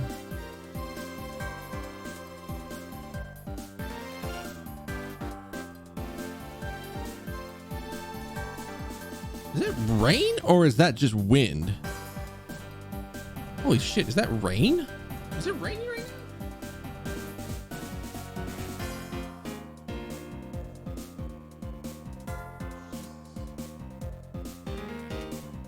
Okay. No, it's not actually raining. It's just, it's the wind is just like blowing hard enough that it sounds. Oh, excuse me, that it sounds like rain. Which is probably pretty impressive considering. I was so hungry I bought a pack for myself, okay? I thought I'd get chewed out again if anyone ever found out about me eating on the job. So I didn't want to say anything. Well, unfortunately for you, I saw the whole dastardly deed. I clearly saw you buying a pack of Swiss rolls from the vending machine. Okay, I'm sorry for lying. But that's all I'm sorry for, you got that? Because I'm not holding anything else back. I think I know what's going on. I don't know how it plays in, but I think I know what's going on. This statement may sound like it makes sense. However, there's something I don't quite believe about it. Are you sure you're not withholding further information from us? Huh? Of course not. I got nothing else to hide, pal. Oh, if only that were true, Detective Gumshoe. But it is true, pal. I swear there's nothing else. Gumshoe, I'm sure you are aware of the price of a pack of Swiss rolls, correct? Huh? Remind me again, pal? I don't remember what they were. I just put the money in and got it. That vending machine out in the hallway is selling a pack of 2 Swiss rolls for $6 a pack. Oh. And yet, according to you, you didn't have any cash until you cashed out your $5 annual bonus check. Isn't that right? Oh. Let me ask again. How did you manage to purchase a pack all by yourself? Can you provide me with a proper explanation to that? I already told you. I bought it myself, pal. There wasn't anyone else in that hallway with me, so there was no one who could have helped me buy it. Wait, don't tell me. You got some kind of proof there was someone else in the hallway, don't you?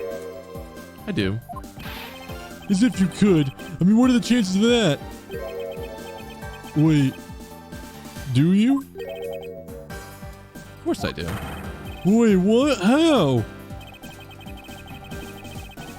What proof do I have that there must be someone else in that hallway? Take that! Wait, it's not the balloon? It's literally not the balloon? You prosecutors are all the same. You're always lying to people. You should stop doing that, you know. I refuse to be lectured by the likes of you, detective. Miles, how are you upon being strung along by this moronic detective? I have no intention for falling for his lie, because there was definitely a second person there. Oh, it's the Swiss roll. Oh, okay. Because if he were truly alone all along, that piece of evidence should not exist.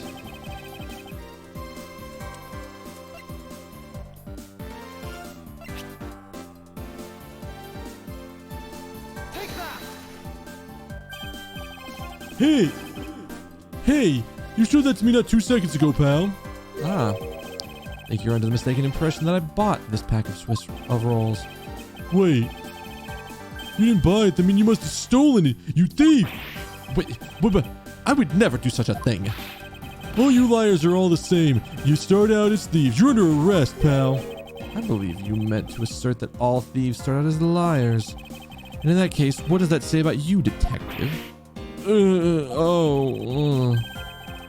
This particular Swiss roll was dropped by a certain someone. Oh. There were 2 Swiss rolls in this package. You ate one of them, but you gave the other one to a certain other person, didn't you? Level 5 to 15 bounties for the successes of 3 stages.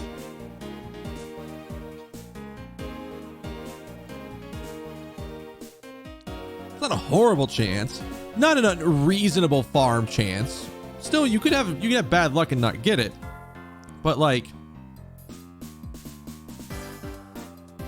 you also could like, it's also like not necessarily unreasonable to think that you would have it within a couple of runs. Especially if you manage to get all 3 bonus objectives. No way, pal. You did it all wrong. I ate them both.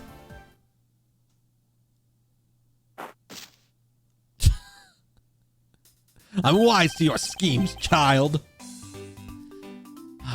It would appear you've caught up with us at last. Hey, don't you dare do anything bad to that girl. It would appear that they do know each other after all. So why do you continue to try to come up and kick me? Have I wronged you somehow? I have a name, and it's Kay. Kay what? Kay Faraday. Faraday. Are you perhaps Mr. Faraday's daughter? I'm not a you, I'm Kay. Kay? You know, good little girls don't kick other people. And good little girls also don't whip people for perceived slights. Francesca? Especially not hard enough to leave a big nasty bruise the way that you do. Well, then you shouldn't have put Gummy under arrest, mister. Gummy? My guess is that she's talking about Detective Gumshoe. What a cute little nickname you have given him. Gummy didn't do anything wrong. Kay. Appears I will need to speak with her in a bit more detail. Ah!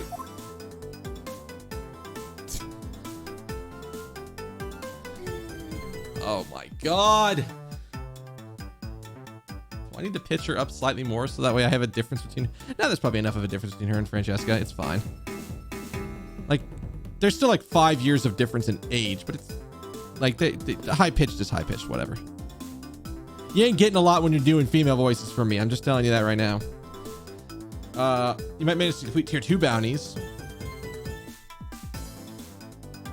Oh, okay. So, I mean, you're yeah, kind of a bad choice, but you could still get it if you got lucky enough. Okay, I need to do this real quick. Am I not? I am.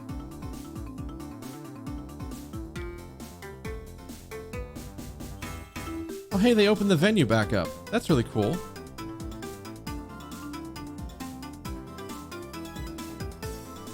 We need to reach out to them and talk to them about doing stuff again.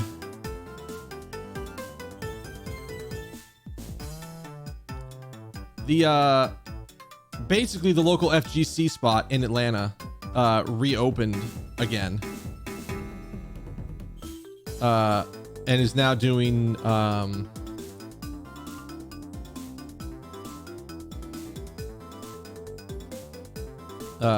they're doing like a mini Smash tournament, I think. I don't know how many people showed up for this event.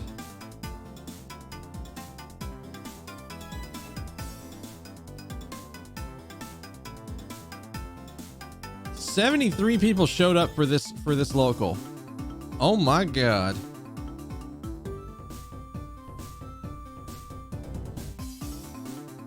I should start trying to offer to volunteer to help them do stuff.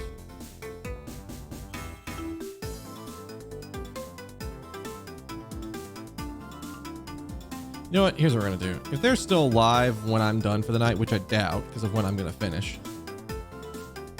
But if somehow they're still alive when I'm done, we'll host them up and go say hi. So you ran into some level 22 enemies doing the bounty, and they were super tanky. Oh, yeah. Probably can't do... If that's the case, then it definitely sounds like doing tier 3 might be kind of rough. Also, hang on one second. I gotta crank my fan on because it's starting to get kind of warm in the room.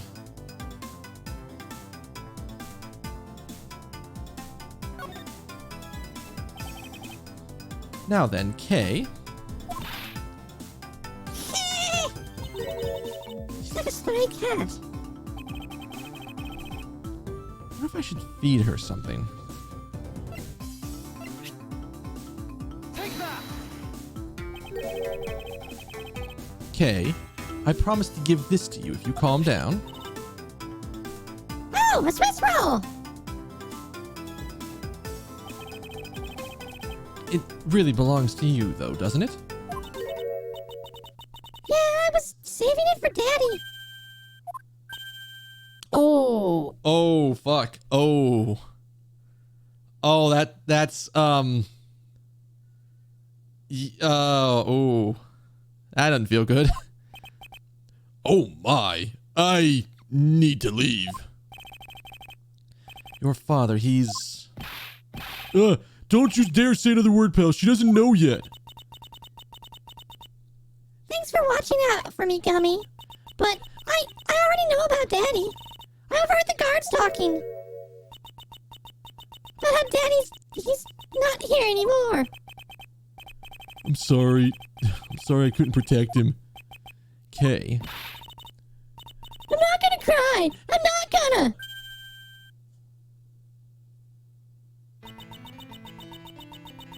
You're not gonna get me to cry on that one. This is just like, holy shit. We went from like kind of a tongue-in-cheek mood to everything is fucking deadly serious all of a sudden. It's all right. Let it all out. Your father just passed away after all. I myself was also involved in a case at this courthouse when I was a young child.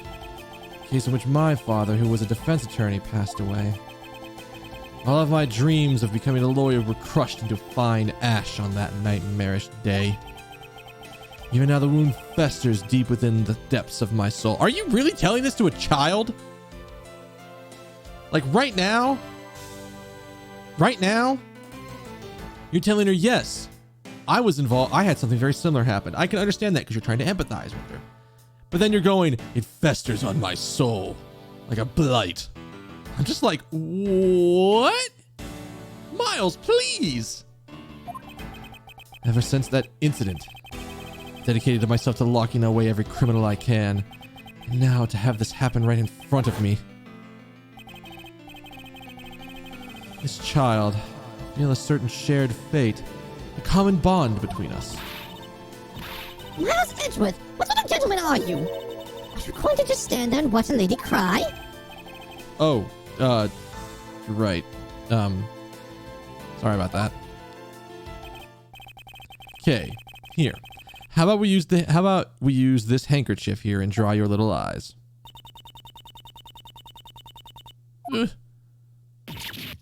Go.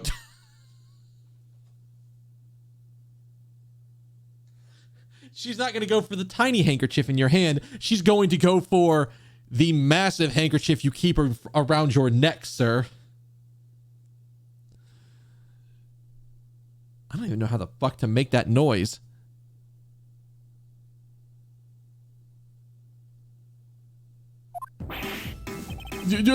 My cravat! Don't blow your nose on that. I feel better now, thanks!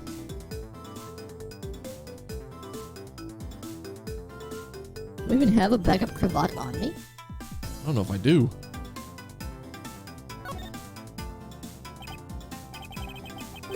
Okay, are you going to be... How do I put this? Are you going to be alright? Yep, I'm already alright! Somehow, I highly doubt that, but I'm not going to push it. That's the Wrong one. I promised Daddy I'd never cry in front of strangers! And you're a good kid, aren't you, Kay? You always keep your promises, right? That's right!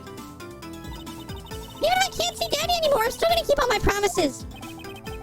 You're a very brave girl, Kay. You're a very good child for keeping your promises you made to your papa. I'll even testify that you didn't cry just for you. Thank you very much, lady! Francesca, falsifying evidence. How could you? That's so very unbecoming of a Von Karma. Ha! It's nothing. I'm only telling the truth after all. It appeared that because her father was a respected prosecutor, Francesca is sympathetic to Kay's feelings.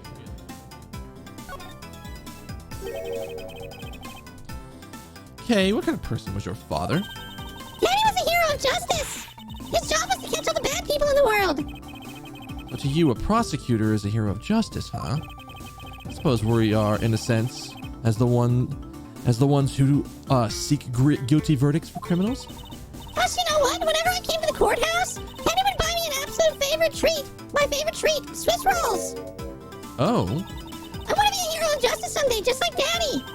So I've been working really hard. I see. And what have you been working on? I've been working hard to keep all the promises Daddy and I made together. A promise notebook.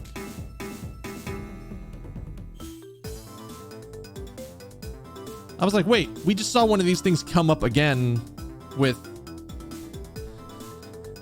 I got Persona 5 flashbacks all of a sudden.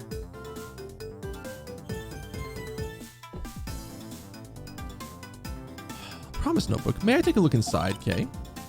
Sure, okay. It appears to be an exchange diary of sorts between a father and daughter. Mr. Faraday's writing conveys a sense of the kind of man he was. This little notebook just might come in handy later. Thank you for showing that to me, Kay. I hope you'll continue to work hard and become a hero just like your father. I'm gonna try. Hey, Kay. So I'm a detective that catches the bad people, right? That makes me a hero, too. Yeah, you're really cool, Gummy. Yeah, aren't I, Kay? What is with the two of them? I hound down verdicts of justice, so that makes me a hero, too. Yes, and thanks to your also heroic testimony, you almost painted that detective as a vile criminal and sent him off to jail. I'm really sorry about that. I kind of fucked up. Gummy's not a bad man, okay?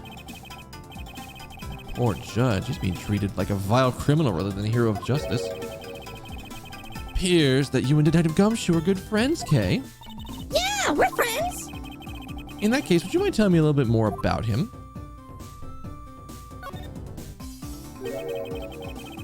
So I take it that you ran into Detective Gumshoe earlier? Yep. I was on my way to see Daddy when I saw Gummy standing there. He was standing in the hallway staring really hard at the vending machine, so I said hi. And when was this? Before everything got crazy. How long were the two of you together? We only talked for a little while. Then we went on our own way. That's right, pal.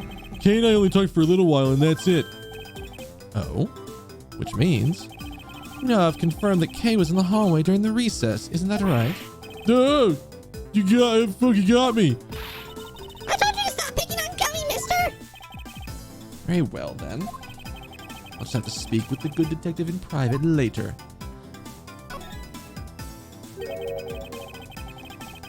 Were you the one who bought this pack of Swiss rolls, Kay? Well, I didn't really have a lot of money. And I somehow made $1 out of all the pennies and quarters I had. But that still wasn't enough, and I really, really wanted one. Come to think of it, she did come and ask me to exchange a handful of change for $1. And that's when you came and asked me to change your money, correct? Yeah! Thanks a bunch for doing that, mister. Sure. But let me ask you, even with that $1, you still don't have enough, correct? Well, that's why. Hey, if you bully Kay anymore, I'm gonna have to arrest you, pal. Need I remind you that you're the one that already under arrest? Whack! Yeah. Kay's gonna kick Francesca. I sense that Kay is going to be less than forthcoming with this question. Sorry about your roughly thing. Yes, well, now that that's absolutely positively drenched in your nasal mucus. Don't worry about it, Kay. I have a spare. So here, you can have this one. He is going to look so fucking weird without the cravat. Like, it's just not gonna look right. But Daddy said never take things from a stranger. It's one of the promises you made in your promise notebook, correct? Yeah, look, see? It's right here on this page. Never take things from a stranger. Never go anywhere with a stranger. Can I see the rest of this? Alright then, I'm not going to give this to you. I'm going to allow you to borrow it. You can take it home, wash it nice and clean, and then give it back to me the next time we meet. Okay, Daddy never said I couldn't borrow things from strangers before.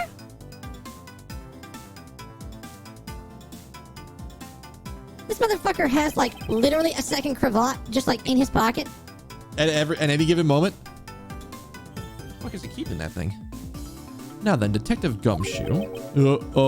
I don't like where this is going. I believe it's now crystal clear that you were with little Kay in the hallway. Oh no. I told you to stop being mean to Gummy. Miles Edgeworth, there's still something you have yet to resolve. I beg your pardon? You still have not offered an explanation for why that man would lie to us. Well, Gummy, don't tell me you lied for my sake. Hey, don't worry about it, Kay. Everything's gonna be okay. So that's why. So what was Detective Gumshoe's motive for lying? If you can't explain that, you can't call this a perfect investigation. His reason for lying is very simple. What? Here's what I believe to be his reason. From simple observation of the detective's actions and his interactions with Kay, obviously the detective is lying for the young girl's sake, and this piece of evidence will show you exactly why. Which piece of evidence proves that Detective Gumshoe was lying on the account of Kay?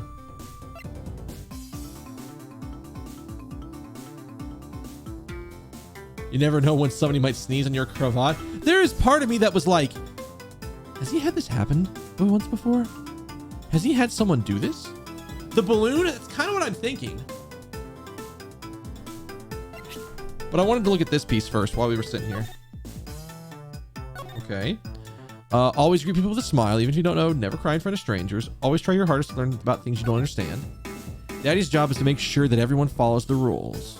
Okay, be a good girl and promise that you'll keep your promises to me. Okay. Nothing crazy in there. It's got to be the balloon, though, right? Take that! This is that piece of evidence.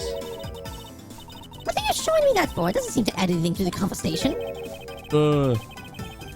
I don't get what you're trying to say with that. Do you just like showing off? Are you going to give that to me, mister? What the fuck? I don't feel the need I don't feel that the court needs to enter that into the court record at this time. What's wrong with everyone? Why are they all teasing me all of a sudden? It's possible that perhaps they made a mistake, and that's why. And then back to the topic at hand. Detective Gumshoe lied for Kay's sake. And now I hold the evidence to show the reason why. Which piece of evidence proves the detective was lying on the account of Kay?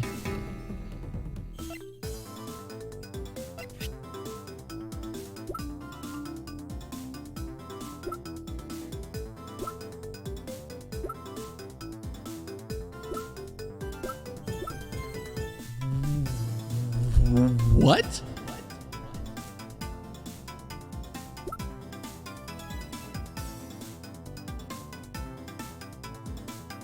Is it again the Swiss roll? Because this is to prove that Kay was in the lobby?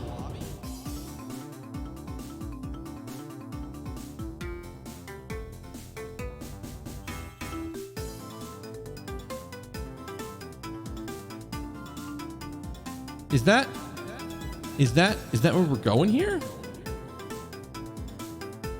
Take that! Oh, it's not that. It's definitely not that.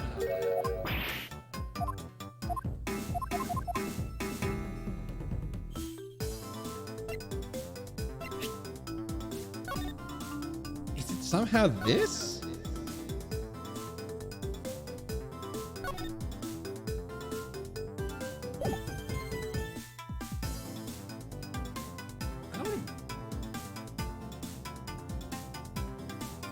I think it's this.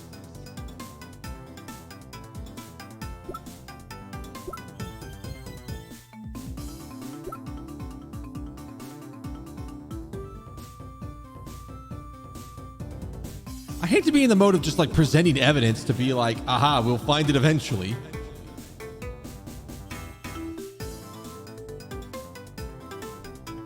But she knows Gumshoe, I think, at this point. From what it sounds like.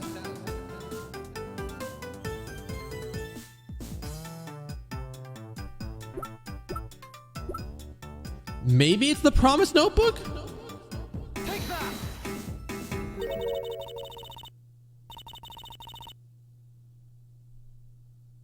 Like, I had assumed the nickname meant that she knew him from somewhere before now. Maybe not. Mr. Faraday and Kay's promise notebook, how does that explain anything? You take a look at this page. It clearly says, it is clearly written that Kay should never take things from a stranger.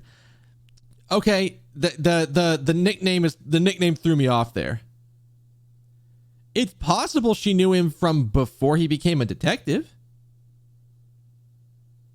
Like, the name to me comes in from that. It's also possible that she came up with that name within like 30 seconds after she took the Swiss roll.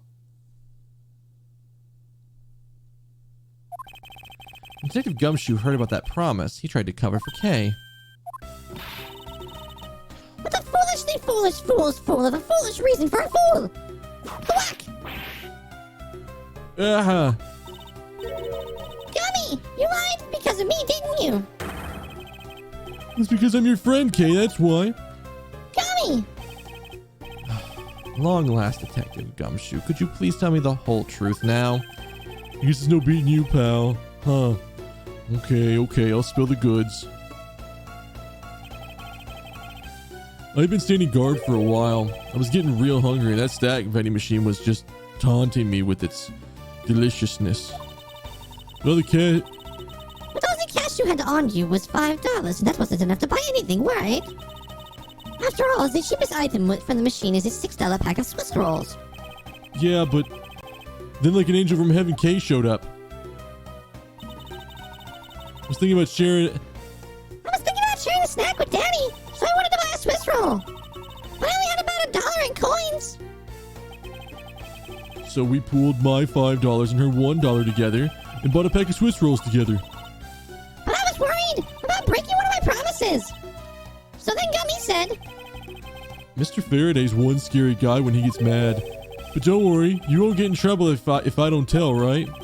Besides, you bought it with me, so you didn't really get it from me, you know? he told me it'd be okay. He gave me a whole Swiss roll and to save and give to Daddy.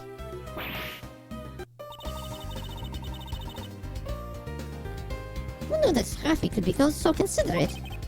Indeed. Detective, I take it from you that you then sat down on the bench and ate the rolls together? Yeah. We split the other roll and ate it right then. The sweet taste of that cake's chocolate. I'll never forget it as long as I live, pal.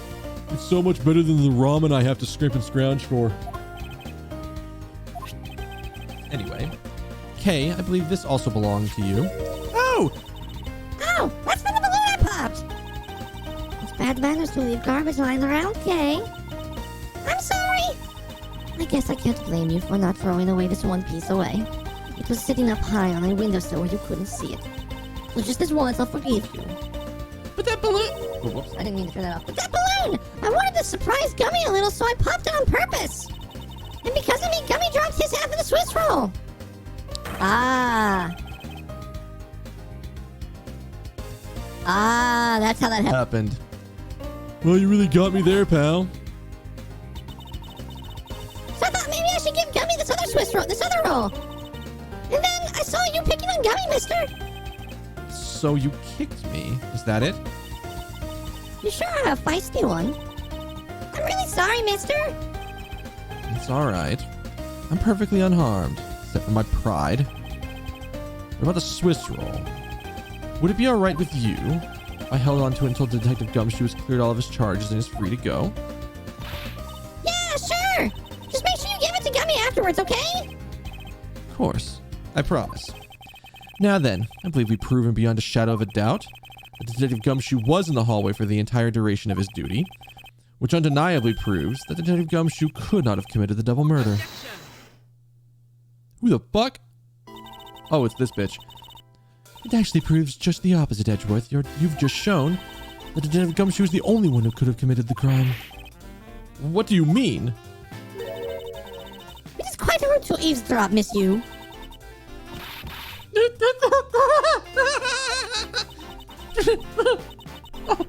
I'm getting lectured on mildness. That girl with the penchant for whipping people. How dare you talk back with such insolence? You're wrong, lady. Gummy's not the bad guy. Oh, and what do we have here? What's the child doing here in the courthouse? Bailiff, please take this child in. Miss Callisto, you. That girl is Mr. Faraday's. I know. So what? Think just because she's the victim's daughter, she gets to just run wild around the crime scene? I think it's actually quite dangerous for her, to speak of nothing of getting underfoot. I suppose you're right. As long as we're in agreement on that point, let's get back to the real issue at hand. Now then, Detective, you were in front of the door to lobby number 2 the entire time, correct? Yeah, but... You see? Isn't it obvious that it can only be the detective? He's the only person who could have gone into lobby number 2 at the time of the murders. Ugh. I have no counter-argument for that. Don't worry, I've already put in the necessary paperwork for his formal arrest. But the investigation's far from over. Oh, that's right. I was going to speak with you about that. Don't you think it's reckless to talk to the suspect out in the open without a guard? Have you met my friend Francesca? She's insanely good at literally whipping the shit out of Gumshoe. I'm pretty sure if Gumshoe tried something, he would just get ended. Like, one quick whip to the face and he's just gone. He's out cold. I am like 100% certain. Well, as someone with more experience in the law than you, allow me to share something. Always keep a good eye on the criminal, or you may regret what comes later. You may regret what comes of your negligence. Oh, Miles, I can't believe you're letting this woman lecture you like this. This is unforgivable as a disciple of Von Karma. Down, Tigress. Now then, I'll be looking forward to the results of your investigation. So we're back to square one. Actually, this is our last chance. I can tell that if we fail to solve this case, Detective Gumshoe will be formally charged under all the circumstantial evidence. The investigation is not over yet. There's still one location we have yet to inspect. Where Detective Bad and Miss Yu were at the time of the crime, lobby number 1. I have wanted to go to this place the entire fucking time.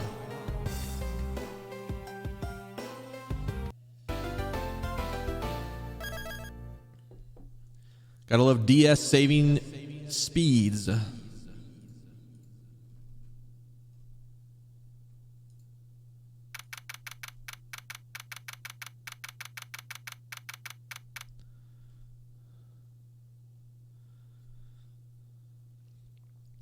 September 10th, 10:45 p.m. District Court, Defendant Lobby number 1.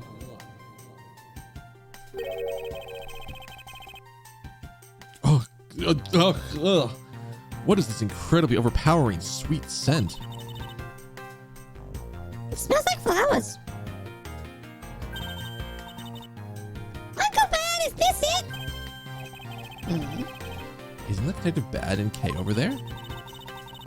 Look, it looks like she managed to escape the bailiff.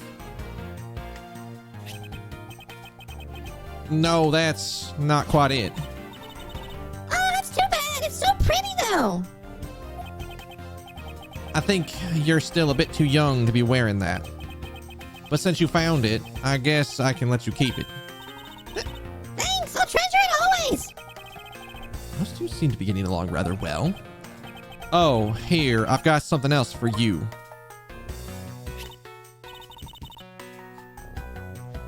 I swear to God, this motherfucker has like an entire Batman arsenal inside his coat jacket. I'm pretty sure he's gonna pull a gun out of there at some point. I've got this feeling. Thank you, Uncle Bad. Earlier, I ate one of these with Gummy. Wait, Gummy? Oh, you mean Detective Gumshoe? Gummy is... He was trying to be nice to me because I was gonna get in trouble. And then he got in trouble because he lied to protect me. Gummy! I know he didn't kill Daddy.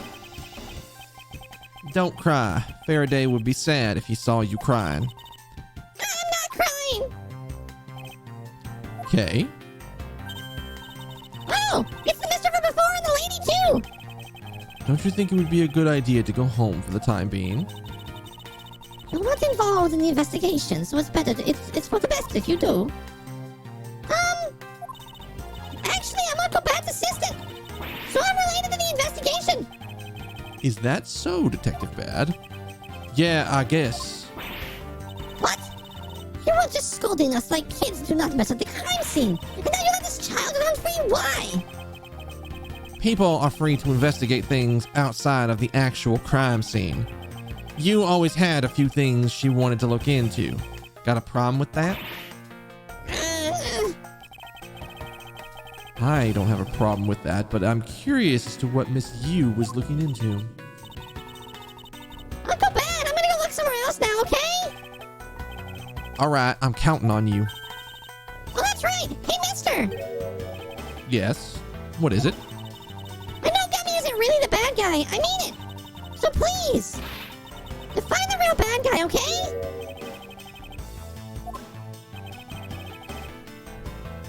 Forgive myself. I won't forgive whoever did this or myself if I don't find them.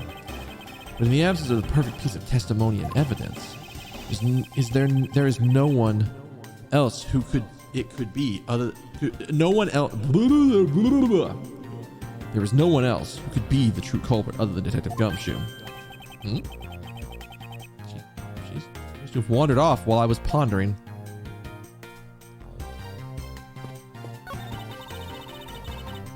What's an incredible strongly scented herbal tea? I fear that there's more than being. I feel that more than being relaxing, this scent may make one a bit heady instead. You put in a special request for that. No wonder she's so violent if she's been drinking this stuff the whole time. Neither woman should be allowed to comment on this particular topic. Ever. This television's the same model as the one in the defendant's lobby number 2. I have an idea.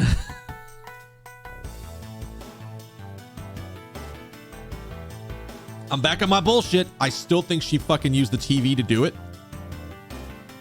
I still think she used the TV to make the gunshot noise, and she swapped the remotes of the two models on the TV. They're the same model, but they're keyed differently. So all she would have to do, at least in my head, is aim out the window and like hit the button, and the signal would bounce off the window outside and then bounce back into the other window and hit the TV. I think. It looks like the two rooms are basically the same in terms of layout and supplies. Yes. Two rooms are basically the same, huh?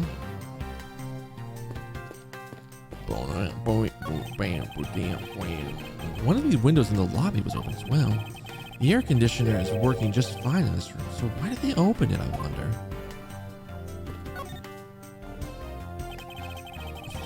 That expensive painting is ill-suited to be hanging on the wall of this room.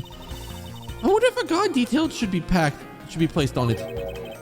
Why do you say that? Well, a desperate low-paid detective might make off with it someday. You never know. Oh, whoops, I had the wrong thing on for that. She may be thinking about hiring a guard, but it's obvious she isn't factoring in that guard's salary whatsoever. Okay. These decorative plants' leaves are shinier than the ones the ones on the plant in lobby number 2. That's probably because it's next to the window where it is to photosynthesize. You might be right. Plus, the curtains are always drawn in lobby number 2. The caretakers of this courthouse don't think enough about the plants, do they? It's because the courthouse is they're the courthouse's caretakers, not a bunch of botanists. Okay, let's. Not the thing I thought I was gonna get, but all right.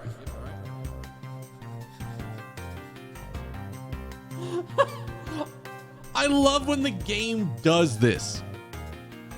The hitbox recognition on this is incredible. Because here, I am literally looking around the side of Detective Bad and being like, "Oh, that's actually like a courtyard over there." Yes. Oh, I'm sorry, Detective Bad. You're in the way. Could you step to the side? I can see down to the courthouse courtyard from here.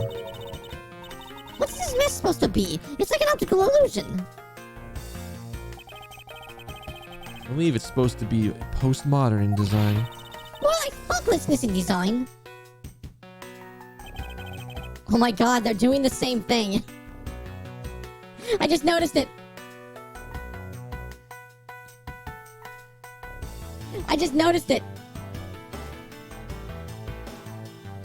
They have the same little like finger movement. So like she's like, I guess she's doing her entire hand and Edgeworth is only doing his finger. She's tapping her foot. He's not, but that's fine. I'm just like, oh, I see it now. Can't disagree there. I literally shifted like a few millimeters.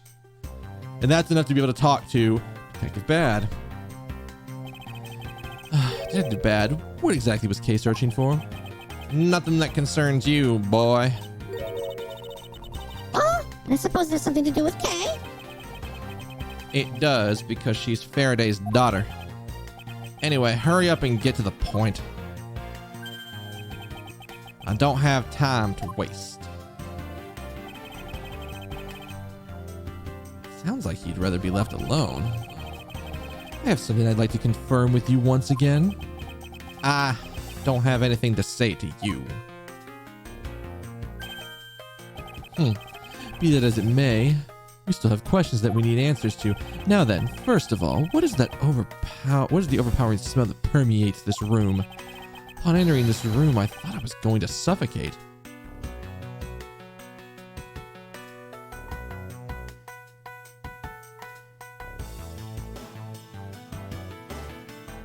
Did they get murdered in here and then moved to the other room?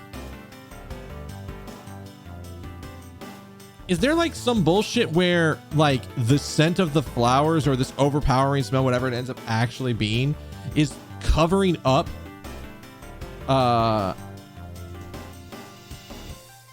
what would have been the scent of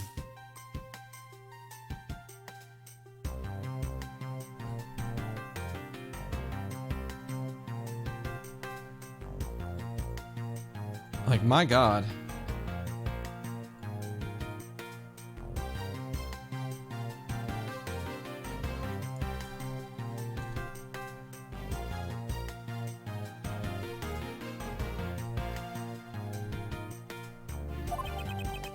It's that ultra strong perfume you wear. She spilled some of it. I'm starting to think. Oh boy. I was having a bad time of it myself. I didn't think twice and opened the window. But that smell's still here. Perfume, huh? The sweet scent in the air is perfume? Well, it's giving off quite a stench. I bet it's some cheap no-name brand. She said it's a famous brand from overseas. It's a knockoff, yes. Definitely a knockoff. No disrespect, but she forced one of those bottles onto me. Here, little girl. You can have it. I was born for a much more expensive and refined perfume. Oh, God. I didn't intend for that one to happen. That just happened. However, seeing as how you just happen to have a spare, I suppose I will take it. Miles Edgewood, you will hold on to this bottle without fail. Oh. Why can't she ever be honest about her wants? I was gonna say it's a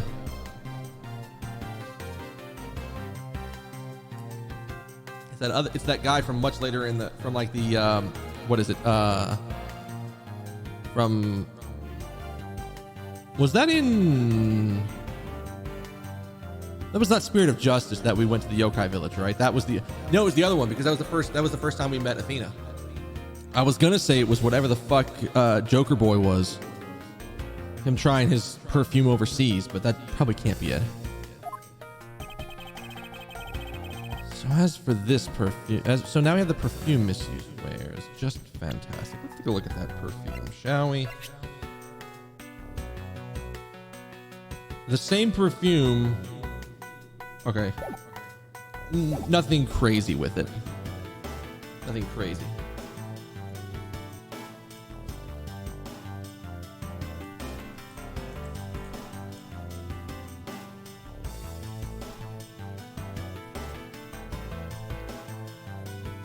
By the way, I'm just going to mention this offhand.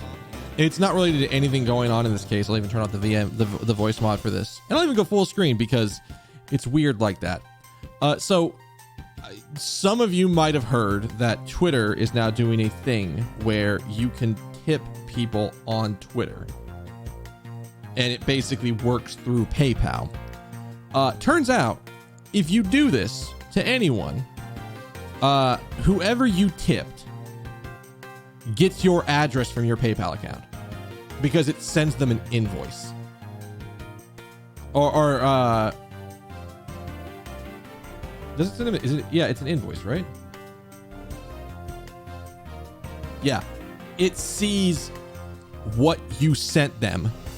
So like, you tip them $10, they get that $10, but as part of the receipt for that $10, they get your address as well. So, maybe don't use that. Maybe if you're gonna do that, just get somebody's PayPal directly and just send it to them that way. Don't use this bullshit PayPal or Twitter has come up with, because, hoo boy, that's a yikes from me, sir. Is that all you wanted to talk about? If so, I'm going back to investigating. Actually, I still have a few other things I wish to inquire about.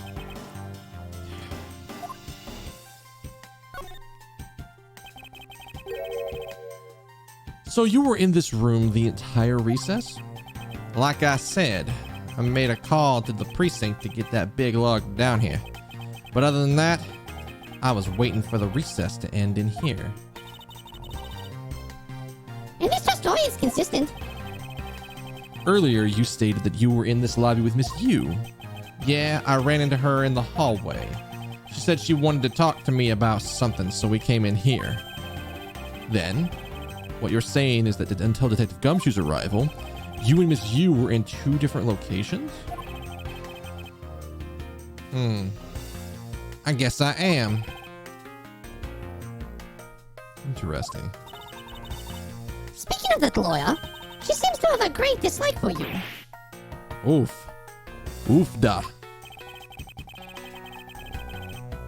Let's see. Miss Yu is the sister of the victim of the KG8 incident. And as I recall, Detective Bad was the lead detective on that case. Oh my god, I see it now. Oh fuck, I think I see it. I think I see it. This was an attempt. I think I have a new piece of information. Maybe my brain just kind of did. I did a brain blast, and I think I have an idea. I don't think she was expecting Detective Yu to call Gumshoe. I think she was expecting Detective Bad to be the one that was guarding the door. To be the one in the hallway the entire time.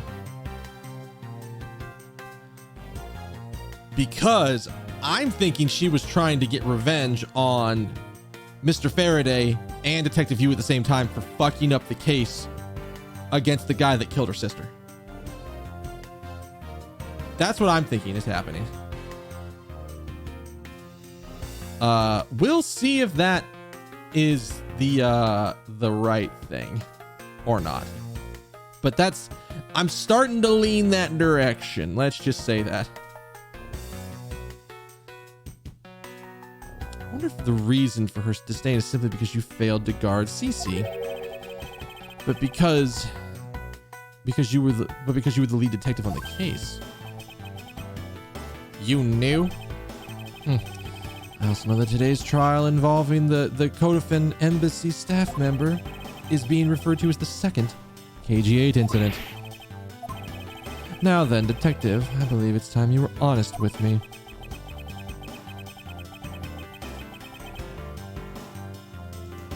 Can I just say, I fucking love Detective Bad's like, I am literally going to... His face just screams, I'm about to rip your entire existence out of that cravat around your neck. And the KG8 incident. Also, I'm still convinced that man has a gun underneath there. If you already know that much, I guess it'd be alright to tell you. Now then, I'd like to ask you a few questions about the KG8 incident. It's not exactly a happy story. Other than the people who were directly involved. You two will be the first to hear what I'm about to tell.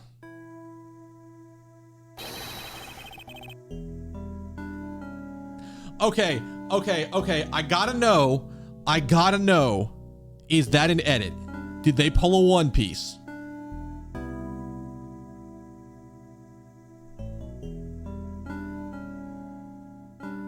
Did they pull a One Piece?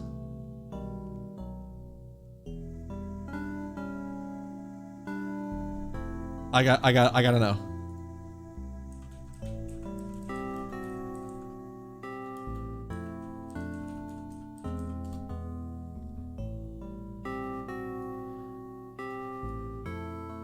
They didn't? That's just by default that he's just the lollipop. So in One Piece, if I'm remembering this right, and I guess I could be remembering this wrong, but if I'm remembering correctly,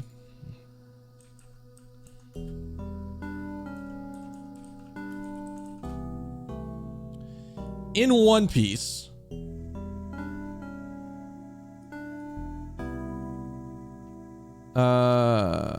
let's see.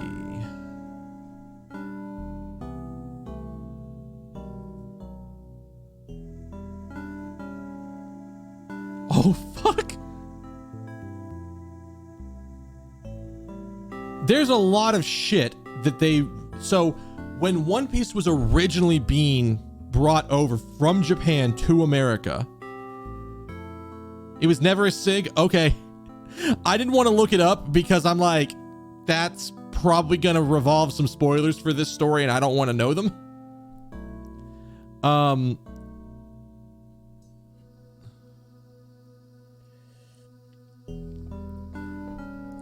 So,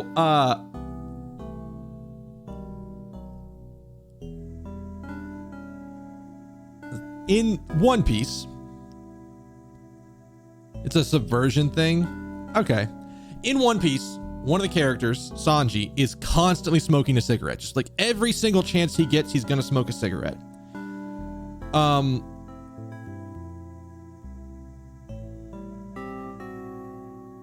One of the biggest things they did,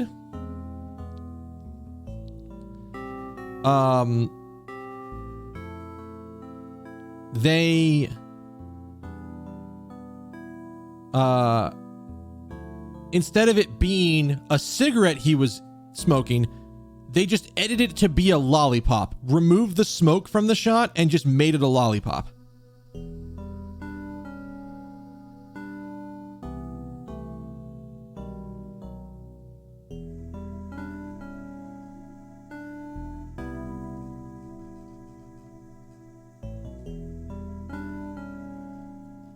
Not to mention the fact, I didn't know this. There are some, like, early on, there are some character deaths that happen in, like, backstories and stuff that I didn't know that in the 4Kids version, they just removed them. That, like, completely removes certain characters' motivations to do the things they did.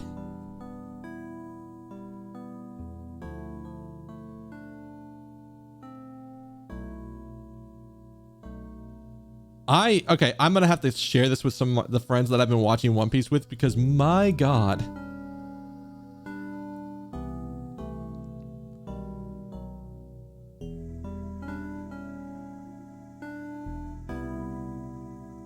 Jesus.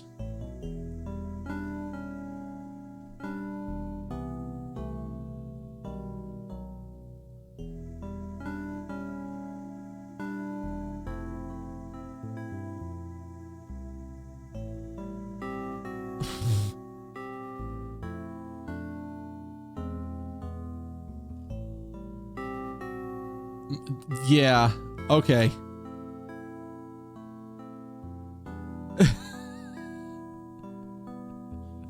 What the fuck?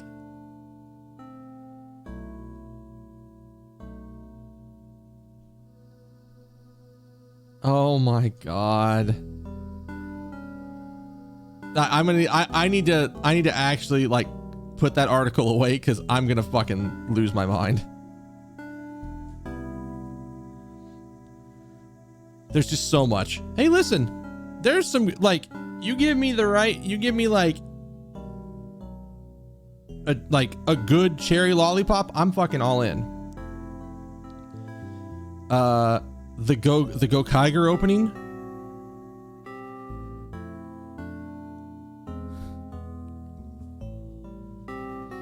So I have a story about the One Piece rap. Actually, it's a small story, so it'll take a few seconds to do. We'll take that long. So, I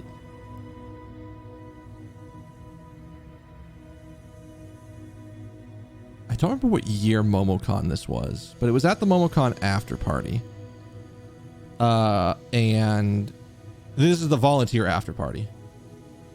And so they've got a buffet, plenty of food. They have an in-house, we have a bar. We like contracted the hotel to give us a bar, like an open bar where people go, where we got drink tickets, but I don't think it was open bar yet. I don't think we were big enough to get away with that yet.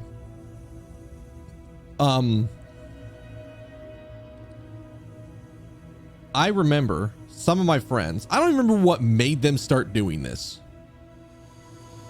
but I just remember at one point I started hearing something, and it was coming from the table my friends were at, and it was, I think it was 4, maybe 5 of my friends that had just decided, you know what, fuck it, we're at the MomoCon volunteer after party.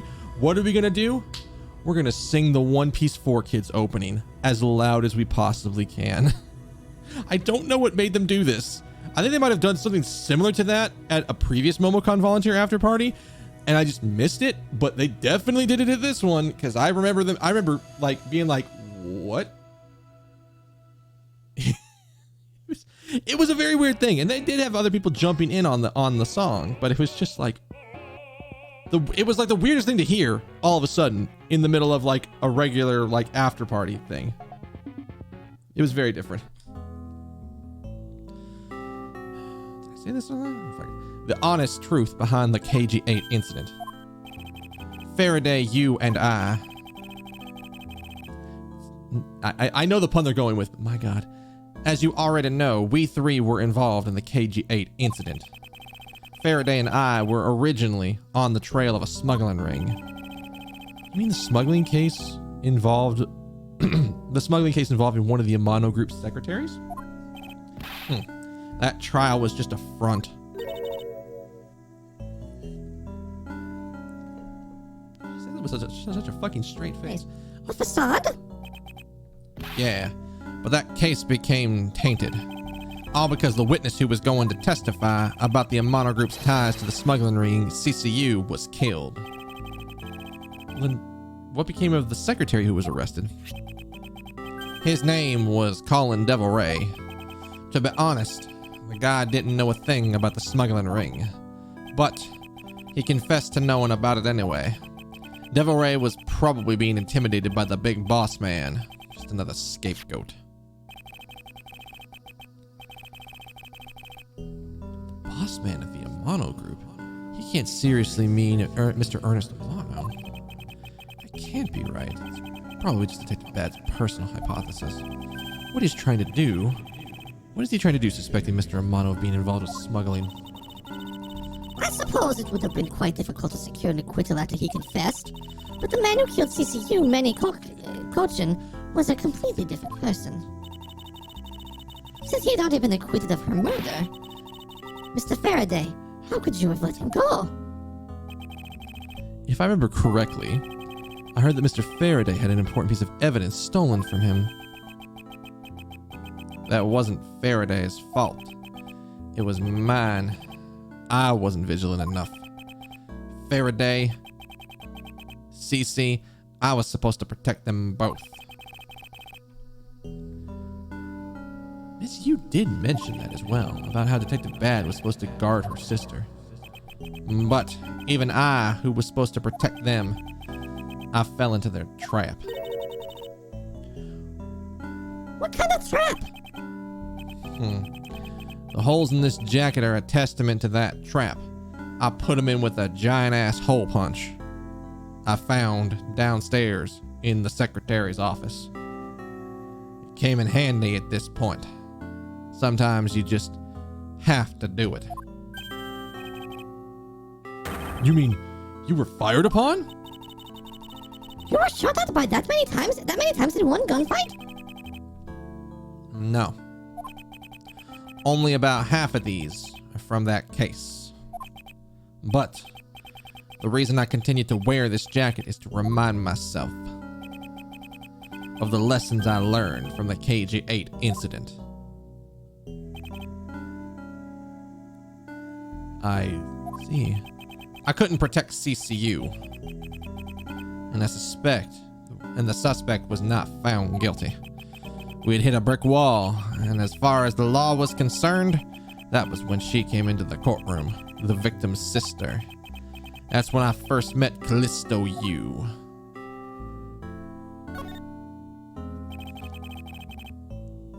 So about when you first met Miss Yu, it was on the day of the verdict of the KG-8 incident was handed down, was it not? Yes, Faraday and I, we apologized to her from the bottom of our hearts. It was all we could do, but just saying you're sorry won't bring my sister back, she said. And then she gave me a hard slap across the face. How do you think I got this chiseled jaw? It wasn't genetics. It was her slap. Well, she certainly had a lot of self-control to just stop at the slap. If it was me, not even 100 lashes would have been permanent enough. I suppose not. You said it herself, that she never wanted to see either of us ever again. But after that, you've seen her many times over, correct? Yeah. Faraday and I, even after the KG-8 incident had come to a close, we continued to hunt down the smuggling ring and got involved in a variety of cases. But it was no use. We cracked so many different cases. I'm still waiting for that shit to be a gun one of these times. You have no idea. I'm still waiting for it. But the result was always the same. We could not find the real mastermind behind the ring. Is the ring really that big? It was that big. In the pursuit of the ring, it was in the pursuit of that ring that we met you once again. It was during another trial related to the smuggling ring. Faraday was the prosecutor and I the lead detective. It took the witness to the stand. She appeared out of the blue as the defense attorney. Her client was related to the smuggling ring and she was defending them? What the fuck? Yeah. You was pursuing the ring as best she could as a lawyer.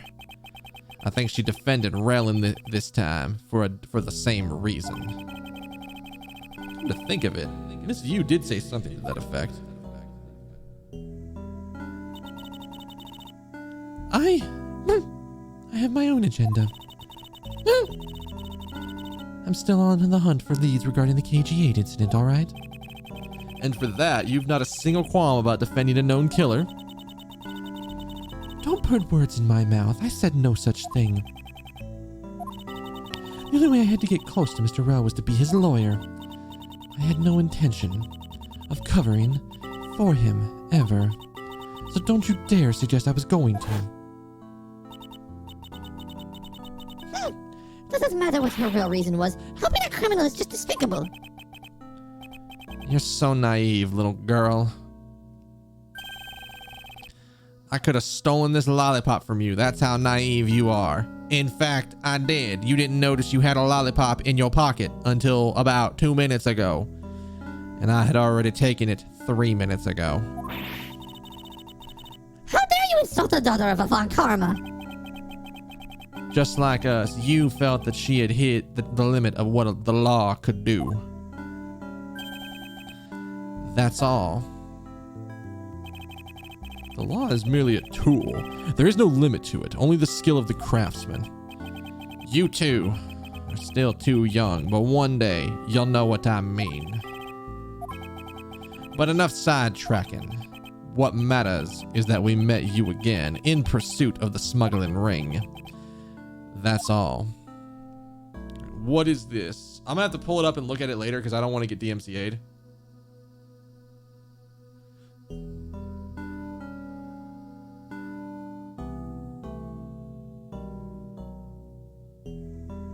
I will pull it up and I will look at it after the stream. Twitch has been getting real weird with DMCA shit, and I don't trust it.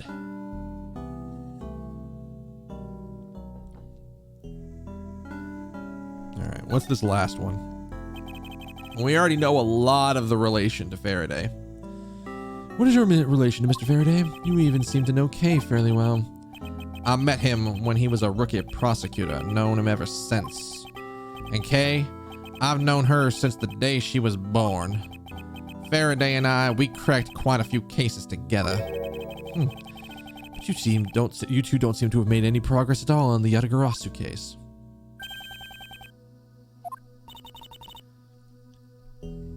Did we touch a nerve? I only have one thing to say to you. No one knew more about the Yatagarasu than me and Faraday. That's why I was called upon to testify in today's trial, to prove that Rel was not the real Yatagarasu, which I would have done if he hadn't turned around and accused Faraday. After the accusation, I was asked to testify, but this time to prove or disprove the accusation. But I guess I won't be doing that either. I sense that there's more to that statement than meets the eye. Perhaps a bit more digging into the Yatagarasu is what's necessary. Is this bitch Yatagarasu? Is this what's going on? You claim to know much about the Yatagarasu. Would you care to share what you know with me? What you two should be looking for right now is proof of murderous intent towards Faraday and Rel. I agree. Which is exactly why I'm asking you about the Yatagarasu. Nani? The KG-8 incident and this second KG-8 incident. Both of these cases are tied to the smuggling ring, and in both of these cases, the witness who was to testify about the ring was murdered. However, there is one point in which they differ, and that is the presence or absence of the great thief Yatagarasu. Prosecutor only had one Ravenclaw. It's true. He only had one. Mr. Rel claimed to be the Yatagarasu. However, in the middle of the trial, he suddenly declared that Mr. Faraday to be the real Yatagarasu. Then, during the recess, they were both killed. Don't you find that to be the least bit odd?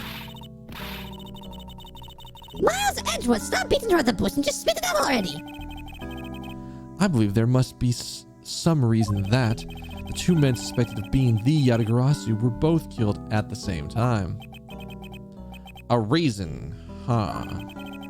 And so, in order to catch Mr. Faraday's and Mr. Rel's cold-blooded killer, I feel that I need to learn as much as I can about the Yatagarasu. If it will help you solve the case, then I'll tell you. I'll tell you the reason why we've never caught the Yatagarasu. What? What was that sudden outburst? You almost made me whip you by accident. The whack! It still accidentally whipped me anyways. My God. There are three main reasons why the Yatagarasu will always be one step ahead. First, the Yatagarasu always knows the exact location of the target's object. Second, the Yatagarasu always knows exactly how to disarm the security system. Third, the Yatagarasu doesn't leave a single shred of evidence behind, ever. Okay, I see. So this is the Yatagarasu's special traits. Sounds like an incredibly elusive thief. There's a bit more K than... Francesca, but whatever. The Yatagarasu has never been caught on tape. Never tries to draw anyone's attention. And would never do something as lowbrow as committing murder. I'm thinking this motherfucker was the Yatagarasu. That's how I knew that Rel wasn't the real Yatagarasu right away. But you can't use that sort of logic on his own to prove that he wasn't. Listen, little girl, I'm not done talking yet. What's different about this time was that evidence related to the smuggling ring was sent to the police. And the sender was none other than the one who infiltrated the Kondalfayan embassy, the Yatagarasu. The Yatagarasu sent the evidence? Until now, the Yatagarasu would always publicize any corrupt dealings through the mass media. But not this time. The evidence this time was something only Faraday and I and a select few others knew about. Wait, in that case, how can you be so sure that the Yatagarasu was the one who sent it? That's easy. A special card that only the Yatagarasu uses was attached. That's how I can be so sure. What sort of card is this? Here, take a look at this article. Whenever the Yatagarasu wants to publicize something, a white card was sent along with the stolen information. But when we questioned Rel about what was sent along with the white card, Rel had no idea what it was. Ah, that's how the Detective Bad knew that Mr. Rel was a phony. Well, thank you very much. I have a much better understanding of the Yatagarasu now.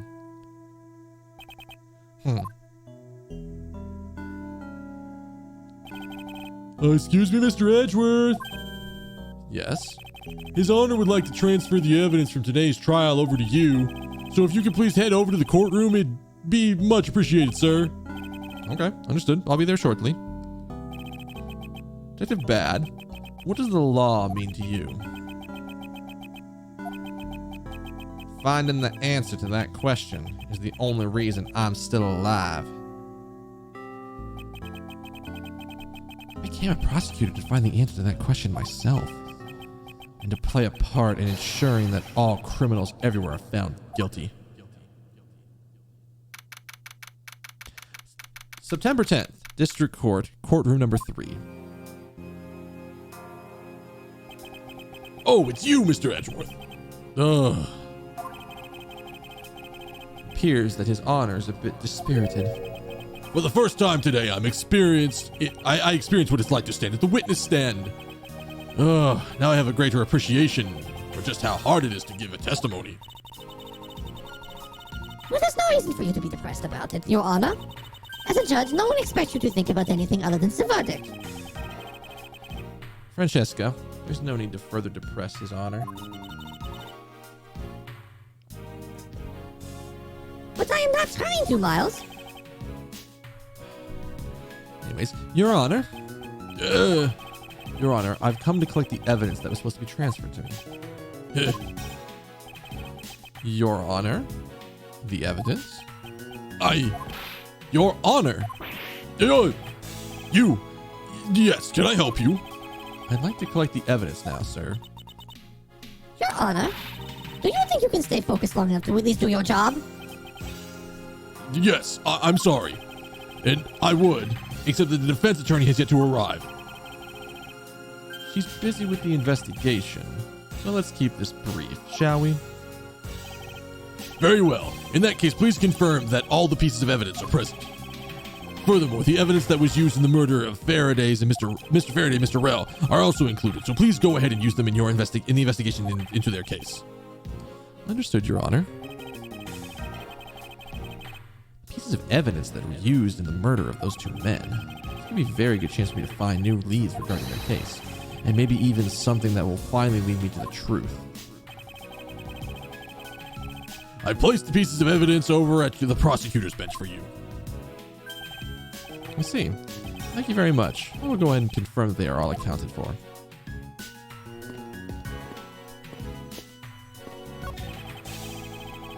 Oh, I should have gone in and looked around the room. I should have looked at her. I should have looked at her bench. So this is the evidence related to today's Kondafen Embassy trial from Mr. Faraday's bag. You mean the evidence that was on the table in lobby number 2, right? Yes, finally. Now we can take a look at the evidence itself and not just the data about them. Be sure to thoroughly examine them while we have time. Agreed. I want to take a good look at all of the evidence from the embassy murder too. Wait, why is that? Because I still don't fully understand what today's trial was about. Careful with that thing. Don't point your crop at me just because you don't know something. And don't you try to order me around because Papa chose you today. Oh, I see someone is still sore about not being picked by Mr. Von Karma. So, it's also real to see the knife up close. So we have the knife, the gun, an envelope. What's the organizer doing here? Oh, that's right. I completely forgot to tell you. About what, Your Honor? They found Mr. Faraday's personal organizer inside that evidence bag of his. Detective Bad requested it be passed along to you. He said it would help you in the investigation. Bad said that.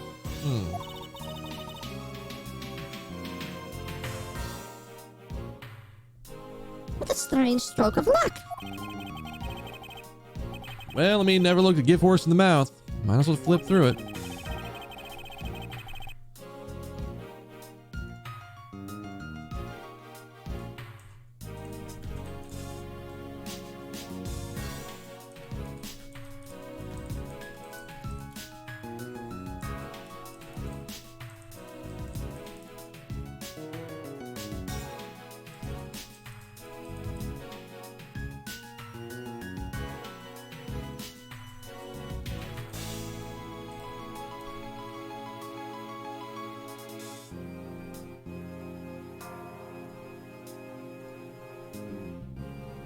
All right. Sorry, I had to reply to something. All right. Well,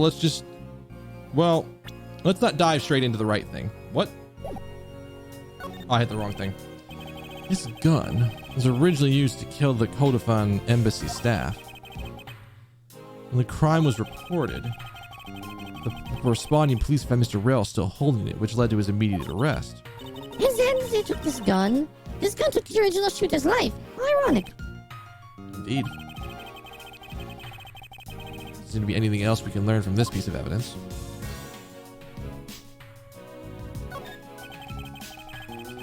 The knife that was used to kill Mr. Faraday. Who would have thought that such a beautiful piece of art could be used for such a cruel act? Never crossed your mind that you use a riding crop for literally the wrong purpose?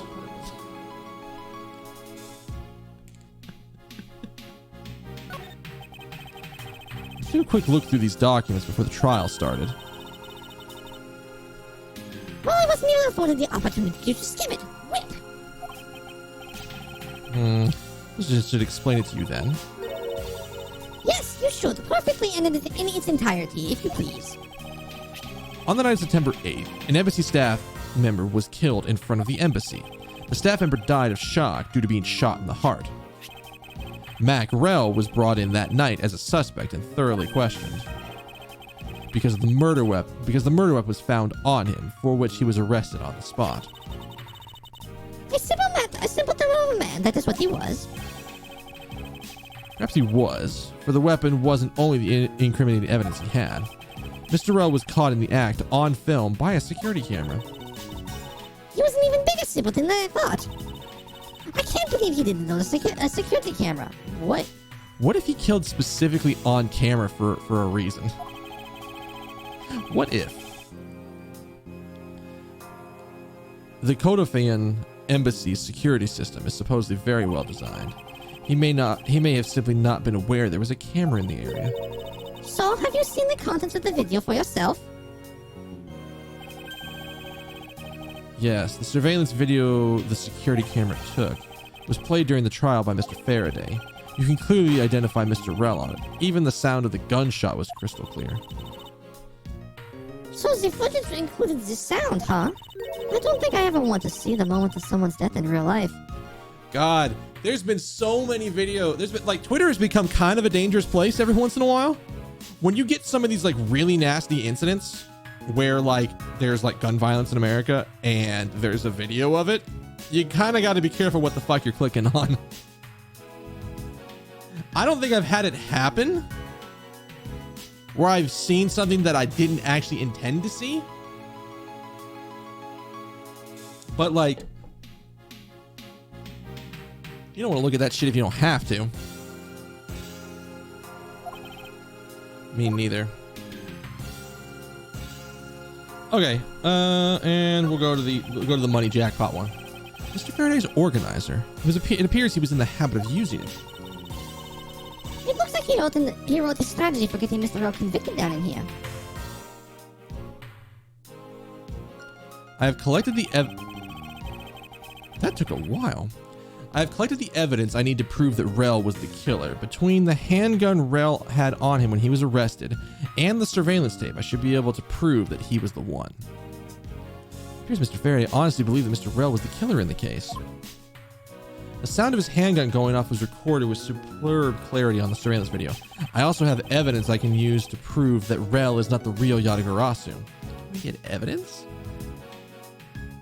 It would appear that Mr. Rell also had proof that he also had proof that Mr. Rel was not the Yatagarasu. No matter how he may try to play it, as long as I have the Yatagarasu's key, I can prove he's a phony.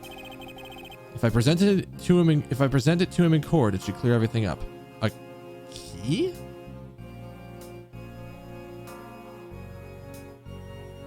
Key. He apparently had posted a very definitive piece of evidence. It's been a long battle. I hope this will finally bring it to an end. Then Mr. Faraday was well prepared to discredit any claim Mr. Rel may have had about being the real Yatagarasu. And he had a way to prove that Mr. Rel was the guilty party in the embassy murder. This organizer is a clue straight from Mr. Faraday. I'll have to take my time and give it a thorough read later. Look! There's a picture stuck between the pages here. It's a key? And a rather ornate one at that. Just look at the design on the handle. Craftsmanship is superb. Could this be the Yatagarasu's key Mr. Faraday mentioned in his organizer? Yatagarasu's key? Mr. Bad said something earlier. What's different about this time was the evidence related to the smuggling ring was sent to the police.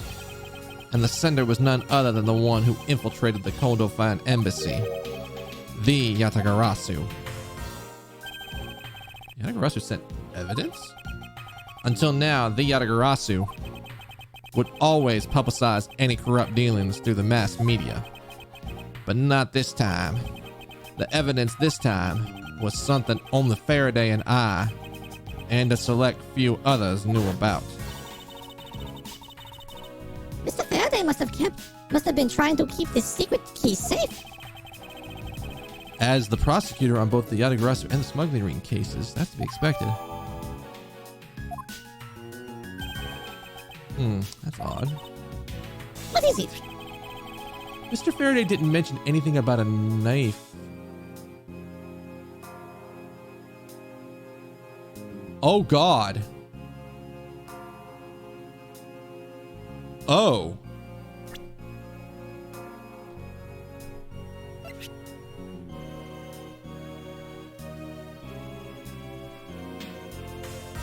Oh.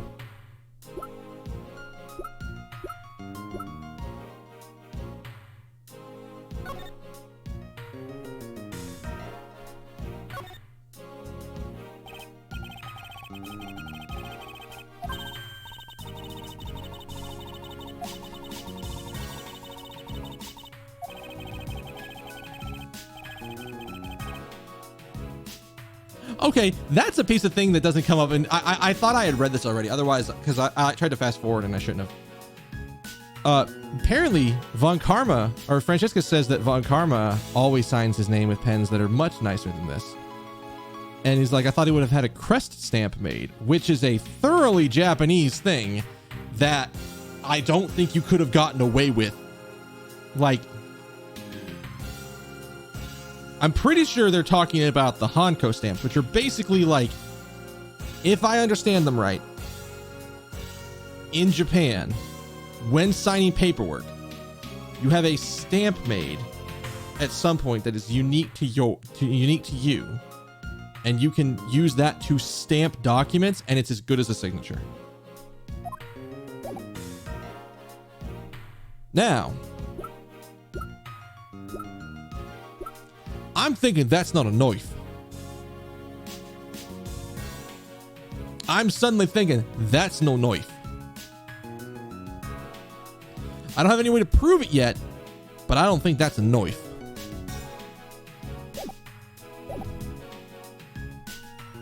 He didn't mention anything about a knife in his organizer. That certainly is odd. The weapon that was used to kill the Konofun embassy staff member was the gun. But if that's the case, then where did the knife that was used to murder Mr. Faraday come from? Isn't it obvious? It was brought into the courthouse by Mr. L. That's the only logical conclusion, right? No, because it's not that easy to smuggle a weapon like that in here. Every person who enters the courthouse doors is checked thoroughly for contraband. Furthermore, the suspect was handcuffed, making it impossible for him to bring a knife as large as this inside. In that case, how do you suppose the knife ended up inside the courthouse? Come on, Edgeworth. You can think this through. You need to think carefully here. There's nothing related to the knife written anywhere in Mr. Faraday's organizer. However, it's the fact that this knife came from Mr. Faraday's evidence bag. Conversely, there's one item listed in Mr. Faraday's organizer that no one seems to have claimed to have seen today. In order to solve this mystery, I believe I will need to take another good look at the evidence. Miles Edgeworth, can I take the fact that you are here to answer me to mean that you do not have an answer for me? Wow, can I take your silence as a yes? No, fuck off. Actually, I do have an answer, Francesca. What? What is it then? One of the pieces of evidence we've been holding has been hiding a secret of its own. Oh my god. And it's through this piece of evidence the knife was brought into the courthouse.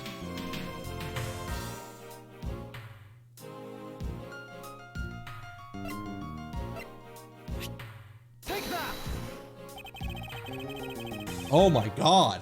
Okay, well we figured that one out pretty fast, but holy shit. This Yatagarasu's key, Mr. Faraday mentions in his organizer, is how this knife was brought into the courthouse. You're not making any sense, Miles Edgeworth. You just need to look a bit closer, Francesca, to see what I mean.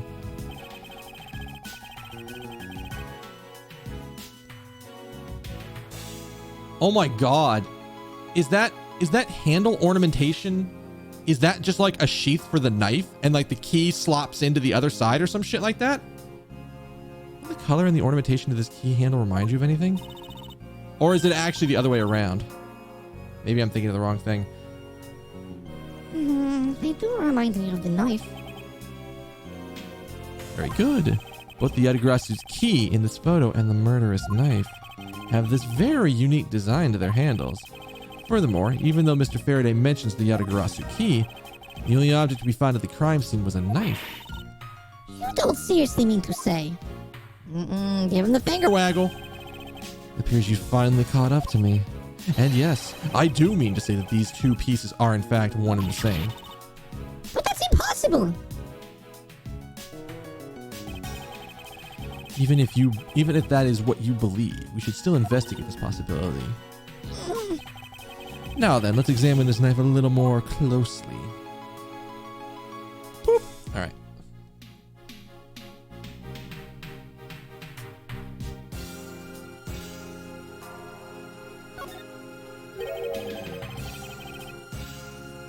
It's the weapon that was used to kill Mr. Faraday. The handle on the blade itself both have beautiful designs worked into them. Look, there's even a flower-shaped design here on this gold section.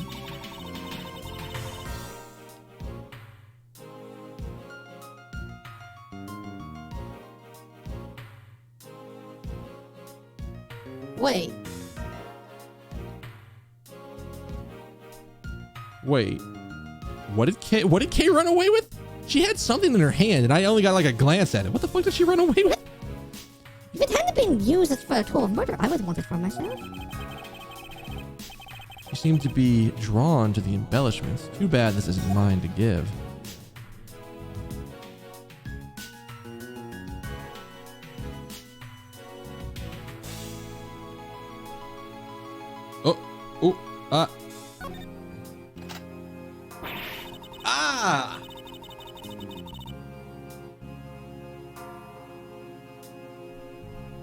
I can't believe it. It turned into a key. I think there was such a trick to this thing. The weapon used to kill Mr. Faraday is actually the key the Yatagarasu stole. Oh, whoops, I had the thing on for that. This piece of evidence is more critical than anything we've learned up until now.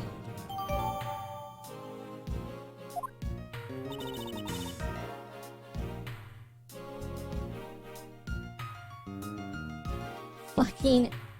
It's a switchblade. It's one of those like flipper switchblade things. That looks like a key normally, but then when you unflip it, it like turns into a blade, so you're gonna stab a motherfucker. Sounds like a thief's tool, to be perfectly honest. Sounds like a thief's tool.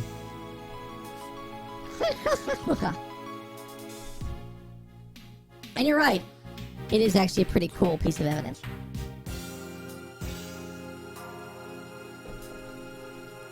Frank, oh my god, my sinuses will not stop. Frankly, I'm shocked. Mr. Faraday only mentioned the key aspect of this piece of evidence in his organizer. It's possible that even he had no idea the key was hiding a knife blade inside. But if that's true, then only someone who knew about the key to the knife trick could have killed Mr. Faraday. Even amongst law enforcement, the key was top secret. We're looking for someone who knew even more about this key than even Mr. Faraday. Meaning the only person who it could be is the person who sent the key in the first place. The great thief Yatagarasu. Maybe Mr. Rao really was the Yatagarasu. And he was the one who killed Mr. Faraday. Isn't that one possible scenario? I mean, no, not really. Especially since Mr. Faraday was absolutely convinced Mr. Rel was not the Yatagarasu. Besides, as Detective Bad said earlier. But when we were questioning Rail about what was sent along with the white card, Rail had no idea what it was. Alright, I see.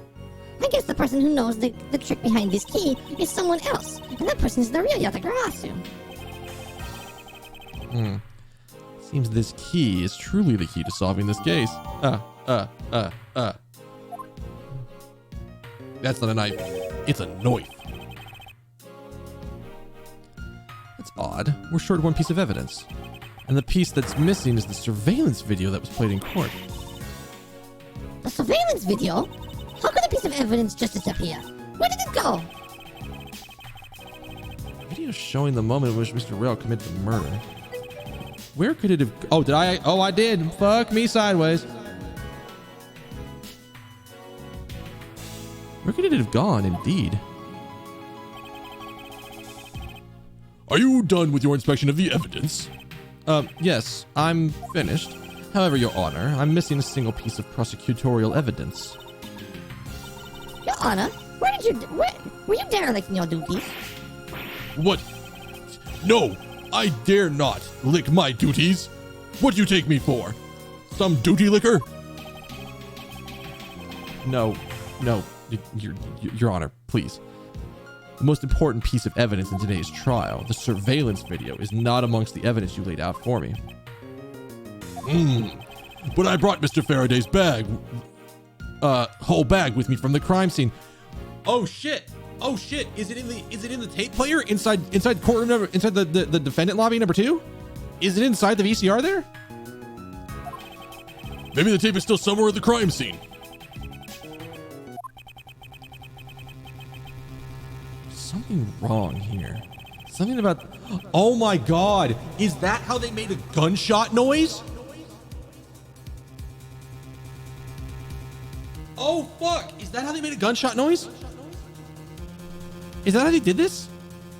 They played the tape that has the clear sound of Mr. Ralph firing the gun.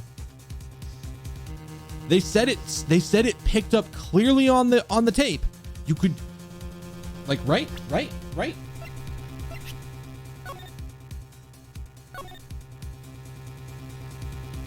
The sound, fucking right there. You flip that screen, motherfucker. The sound of the handgun going off was recorded with superb clarity on the surveillance video. Bruh.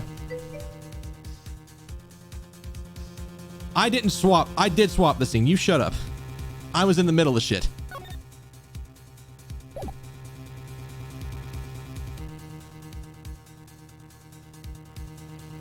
All right. Let me make sure we're good here. What's missing about this piece of evidence? It appeared for me to find the answers I seek. I'll have to pay another visit to the scene of the crime, defendant lobby number 2. I know exactly where I'm going. You can't stop me. I'm going. Who's this motherfucker? He looks different. What's going on with him?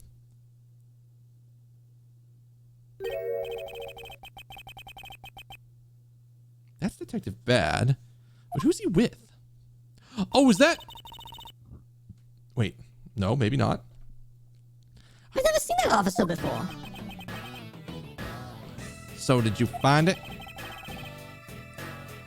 Oh. Oh. I know that music. The music was just like instantly, oh. Not yet. I've looked everywhere.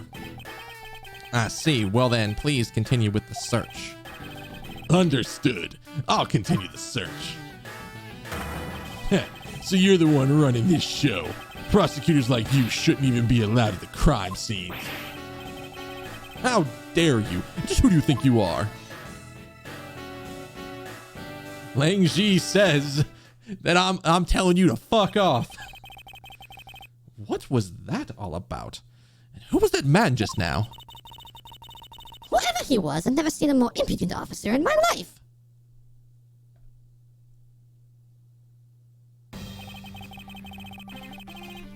Does he even know we're standing right behind him here? Does he have more lollipops we could get? I know you're standing right behind me. I heard what you thought. What do you want, kids?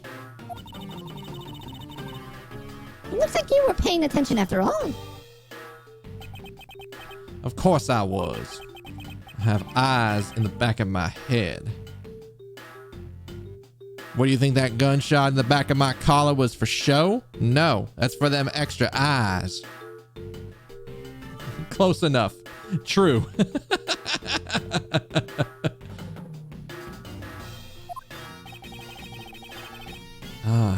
Mirror isn't for vanity's sake. No, he has an actual eye in the back of his head. I'm almost certain. For him to keep an eye on what's on who or what is behind him at all times. Tell me, Detective Bad, just who was that rude man just now?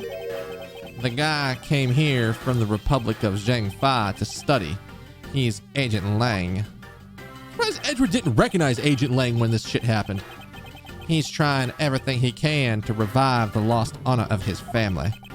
He's traveling the world to study different philosophies of detainment from scratch. By visiting various police departments around the world? He's got a lot of dedication.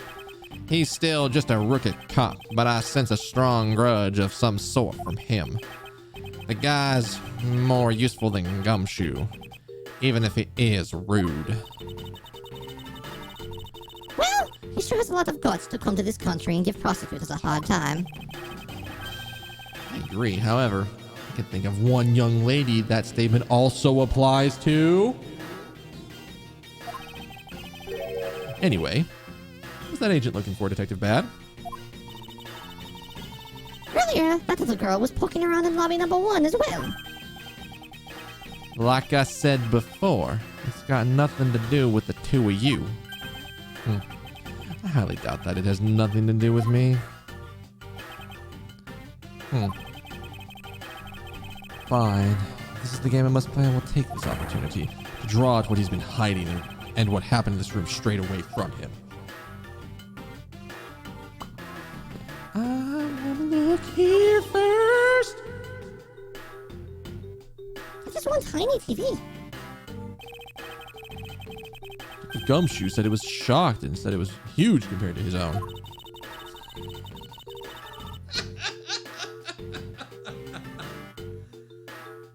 Oh God. I'm sorry. I'm having a conversation with a friend on Twitter and there she's like she's losing her mind at something that happens in Promised Neverland. Now, I've never seen the show before, so I don't know what she's talking about. But I told her, no, I've been thinking of showing this to the roommates as well. Like we could have it as an anime to watch together. And her response was, please live blog this experience. And I'm like, oh. I might have to.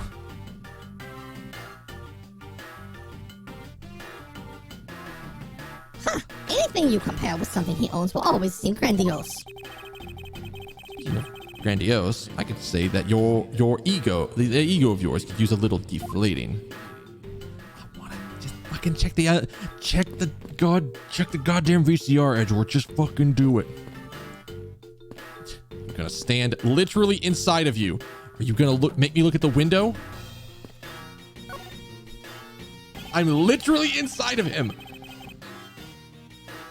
Earlier, you were in defendant lobby number 1, and now you're here in lobby number 2. Quite a busy man, Detective Bad. Multiple returns to a crime scene brings about success. That's what we detectives say. I see. In that case, you wouldn't mind if I asked you about what happened again, correct? I don't have anything left to say to you, boy. Boy. You see, I will draw my answer from you one way or the other. Would it kill you to help us even a tiny bit in our investigation? I gave Faraday's notebook to the judge earlier. That's help enough, don't you think?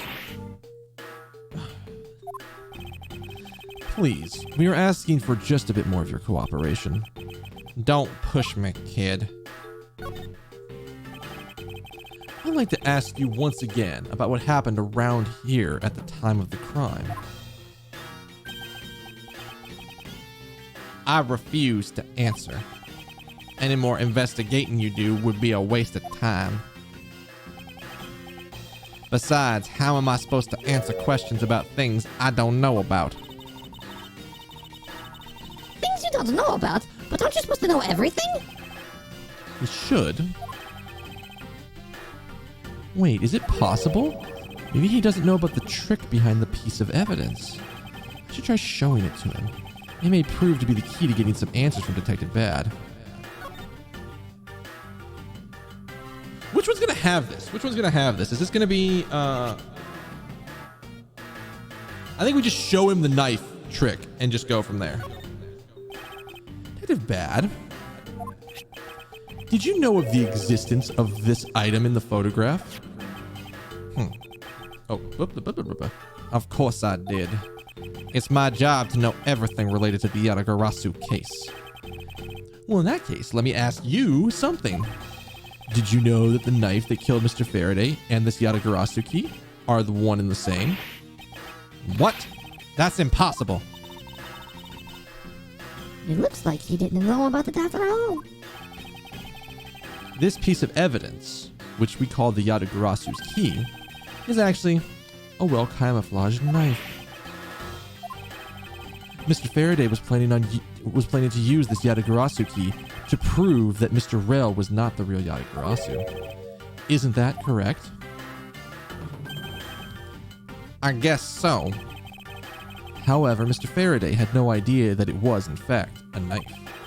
Yeah, I have to admit, neither of us knew that fact. And if neither of us knew it, then no one in law enforcement knew it either. How did we miss something so big as this? I noticed it since a little while ago. You appear to be searching for... I noticed that since a little while ago, you appear to be searching for something. I presume that this key is what you were searching for? Yeah, that's right. And why were you searching for it? Because I promised Faraday. I promised Faraday that I'd protect the key with my life. But after he was killed, the key disappeared from Faraday's evidence bag. Who would have thought that the key is what took Faraday's life? Detective Bad, so that we may find the truth, please testify before me once more. All right. But it does not matter how many times I tell you about what happened. Nothing will change.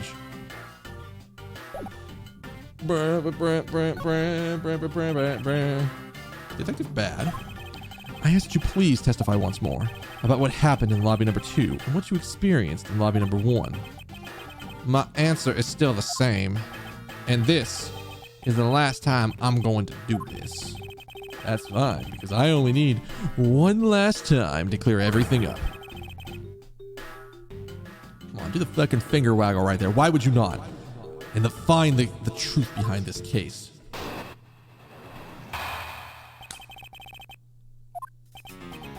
I was in lobby number 1 talking with you. We were talking about some trivial things. I heard the gunshot right before the trial was about to reconvene. When we heard it, you and I immediately dashed out into the hallway together. I saw Gumshoe goofing around there, and then we all ran into to lobby number 2. It sounds like the exact same story as he told us before. Indeed. However, I feel that we have yet to draw out all the information we can. Again, my theory is that they were already dead by the time Gumshoe even got there. They were already dead. And potentially died in this lobby, and then she cleaned up and then used the perfume to like hide the scent.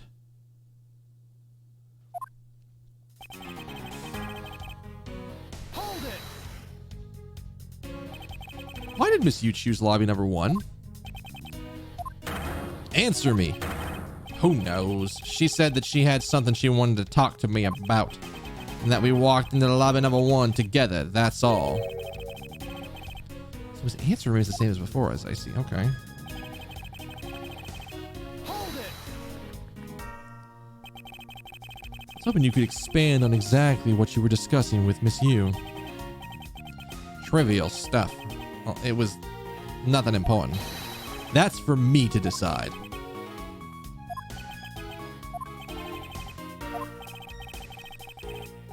Alright, I suppose it's for him to decide. Moving on then.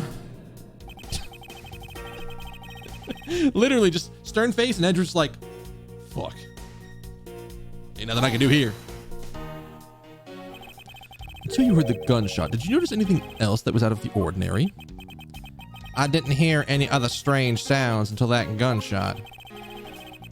The gunshot Detective Bad heard was really the one from the murder, and that would give that other piece of evidence an entirely different meaning.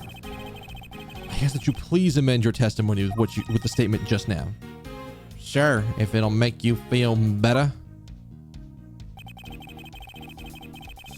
I didn't hear any other strange sounds until that gunshot. Detective Bad, you honestly don't remember hearing anything else? Yeah. Is it possible you were also involved? You were so involved in your conversation that you missed something? I've been a detective for a long time, and even if I were involved in something, I've got quite the habit of keeping tabs on everything that goes on around me. If there had been some other strange sound, you can be sure I would have heard it. Those are the detective. That's probably very likely. So the gunshot. Hold it. Why did the two of you dash out into the hallway straight away? Because we clearly heard the sound of a gunshot, and we knew it came from somewhere nearby. How did you know it was a gunshot? In my line of work, you hear enough of them to know. I suppose that's only natural for a detective to know what a real gunshot sounds like. But given the circumstances, the only person that I could think of whose life would have been in danger was Faraday. That's why I ran out into the hallway right away and headed for where he was. Hold it. Did you not see Kay there? Detective Gumshoe was in the hallway? Yeah. Why didn't you attest to that earlier? When I saw Gumshoe, it was after I heard the gunshot. Having seen him then didn't change the fact that he still could have done the deed. Sounds like exactly what Detective Bat told us before, however. Is there something particular we should be asking the detective about? There just might be. No one knew the knife was actually the Yatagrasu's key. Reflecting on that, perhaps there are other things we know now that Detective Bad doesn't know yet? Yes, that should be my angle of attack. Okay. Actually, I keep forgetting to do this. Alright, so we're gonna come up here for a second.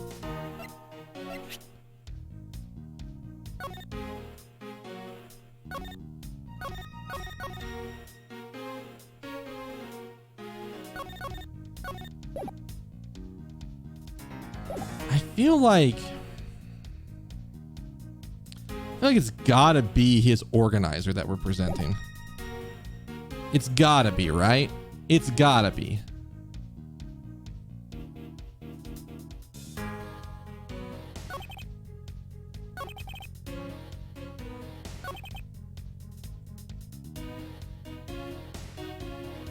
Wait, he didn't hear a balloon pop?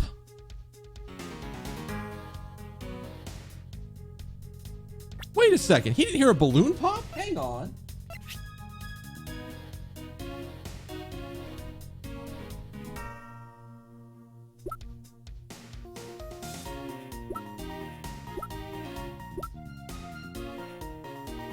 Is that it? Is it the fact that he didn't hear a balloon pop?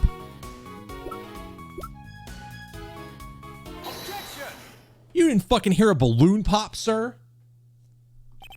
Oh, whoops, that's the wrong button.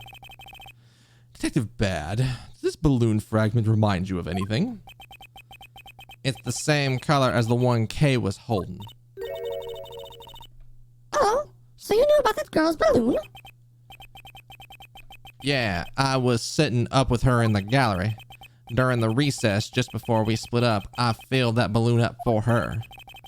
Well, as you may have already surmised, this piece did come from Kay's balloon. So, what about the balloon? I wonder if you may remember hearing the balloon pop at some point. What are you getting at? This fragment was found in the hallway right in front of lobby number 2. Furthermore, it was the sound of this balloon popping that the judge mistook as a gunshot. Oh.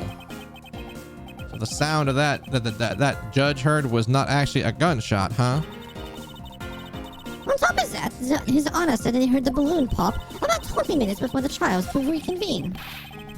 Which means that his balloon pop, I'm trying to fuck the sentence up on purpose now. Yes, which means that his balloon pop heard the honor in the hallway when you were in lobby number 1, Detective Bad, and you were in lobby number 1. If you were in lobby number 1 at that time, you were close enough that you should have heard the balloon popping as well. So? Don't give me a so. We just proved that there's a flaw in your testimony. The crackling of the truth is louder than the sound of your sweet naivete cracking. And since you kids don't seem to know, let me fill you in on something. Did you ever stop to think why the doors and the walls of this place seem so rugged? That's because they were designed to keep secrets from being leaked. Oh, is he saying that? Wait.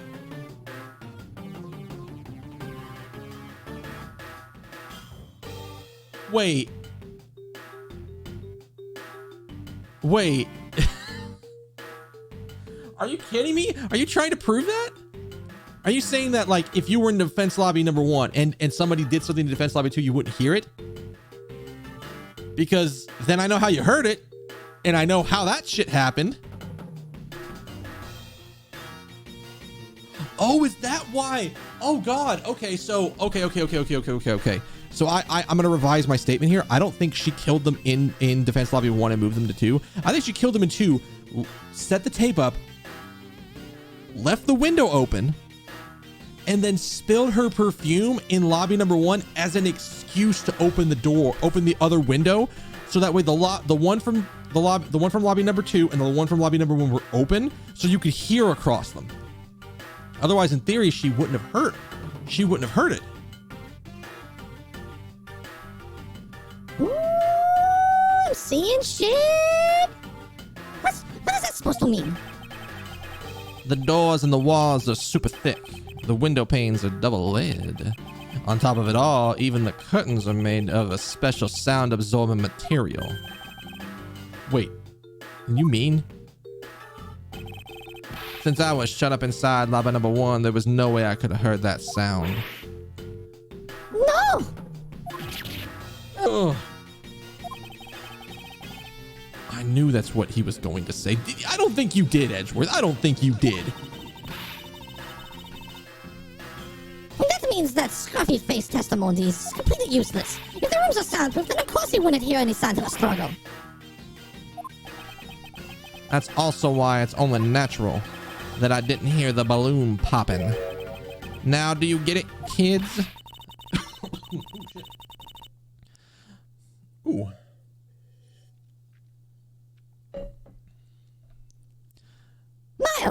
thought we were supposed to be the ones finding the flaws in his logic. Not the other way around.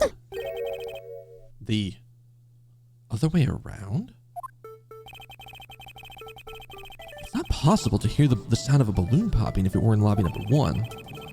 However, we examine the situation in reverse. A person standing in the hallway should not be able to hear a real gunshot either. And yet Detective Gumshoe claims to have heard it while he was standing in the hallway. Yeah, there's a lot of problems now. Oh God. If the sound of the gunshot is loud enough on the speakers, and like you have the lobby to lobby to window number 2 open, and the lobby to number one is open, and you could hear the gunshot across them. If you go around the side of the building where the window next to Detective Gumshoe is, you could probably still hear the gunshot too. It would just sound muffled like it came through the door. Oh God, this is even more devious. Holy fuck. If that's the case, how did you hear the gunshot? What do you mean, how? I just did. It would appear that you have yet to realize the contradiction in your own words. Oh? How so? If the rooms are soundproof, as soundproof as you say they are, then how did the sound of the gunshot enter your ears? Oh. I see what you mean. I guess I'm more out of it from Faraday's murder than I had thought. Which means exactly what, Miles? In the end, what does this all boil down to? It boils down to this. Do you remember when we first went into the other lobby and Gumshoe touched the TV and it was like static, but it was cranked to shit and back and just super loud and kind of like jumped everybody? Oh, I'm seeing the fucking end in here. I can see where we're going. I just don't know exactly how we're getting there. It all boils down to this. There must be a reason as to how Detectives Bad and Gumshoe heard a gunshot that they theoretically couldn't have. It looks like we need to examine the state of the crime scene once again, huh? The state of the crime scene. Wait, can it be? It's this ultra strong perfume that you wears. She spilled some of it. Oh, give me them logic bombs. Yeah. Way too noisy.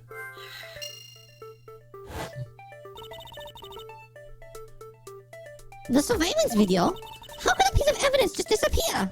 Where did it go? Logic bombs. Let's fucking roll on it. All right. So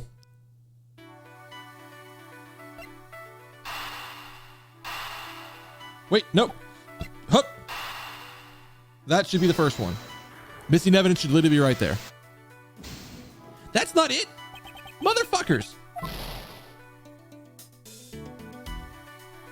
Okay.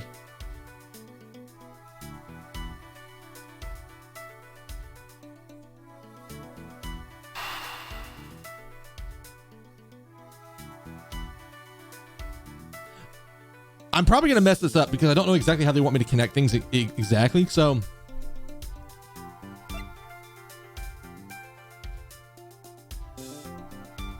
is it this first? Nope, that's not it.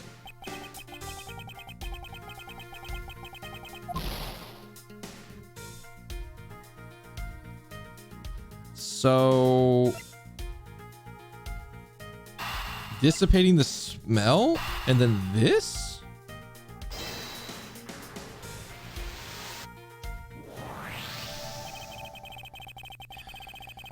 Okay, so we're starting there first. Got it. It's simply not possible for the killer to have escaped through barred windows. And yet the fragrance of the perfume managed to escape from defendant lobby number 1. Of course, incorporeal things can move freely between open barred windows. Oh my god, it's almost like a ghost did it. Ghost murder! Ghost murder! All right, back up here.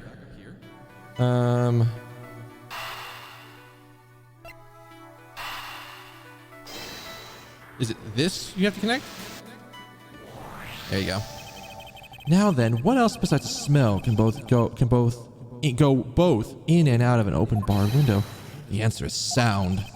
So no matter how carefully the killer was, if the windows were opened, the jig would be up. Since the windows in both the defendant lobby number 1 and the hallway were open, that explains how the sound of a gunshot could be heard in both locations. I got it early!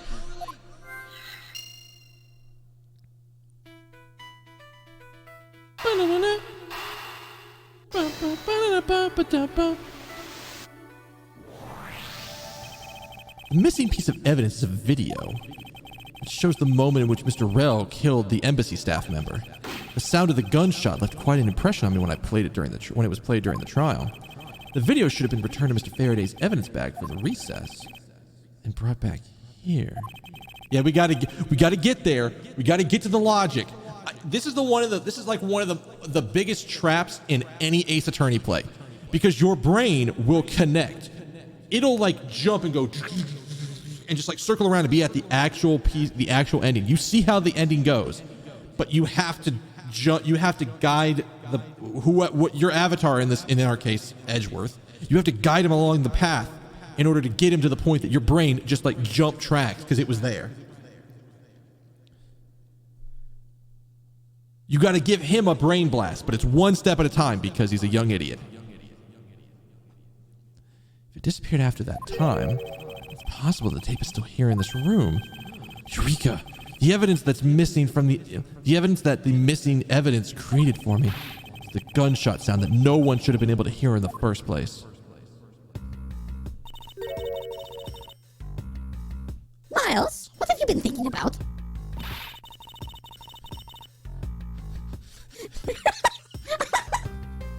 I'm sorry, I forgot that I buried Miles in between Detective Bad and the window, so he's not in the scene right now. Where's Miles? Where's he at? Where's Mr. Edgeworth? Has he gone somewhere? I don't understand where he's gone. I didn't intend for him to be. She's just like pointing off in a direction. Like, what is she doing? What is she doing? I don't understand. He's not there. Did you lose track of him? The fuck? Stop wasting time thinking and let's start looking again. It's not a waste of time to think for I have figured it out where we should like. I'm not gonna be able to stop laughing at this until they let me move Edgeworth. And what would that be? I believe we should examine the television. The TV? Well, you kids have fun. Go ahead and examine whatever you like.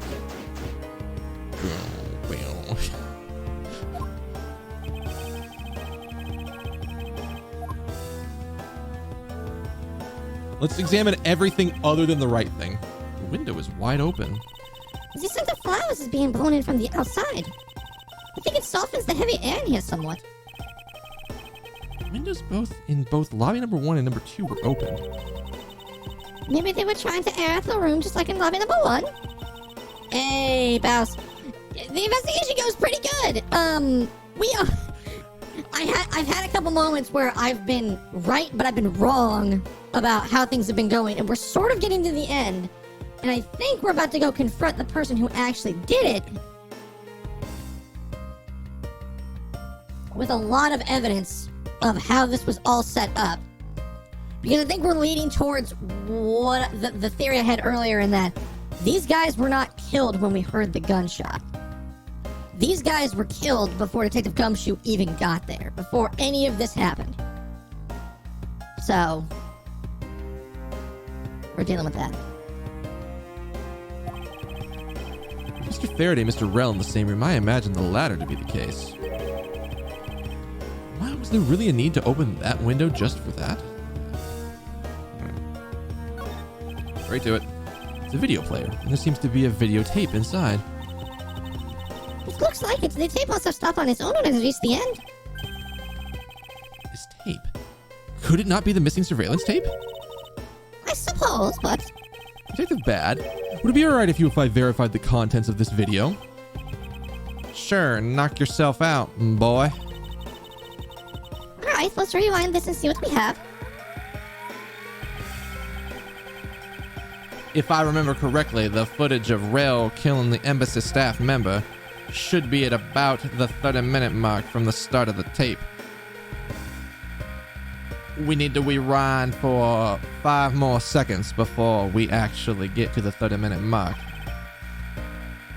Understood. This should be about right then. Let's see. Yeah. This is the footage of Mr. L shooting the embassy staff member. I knew it. The missing piece of evidence. The surveillance video was here all along.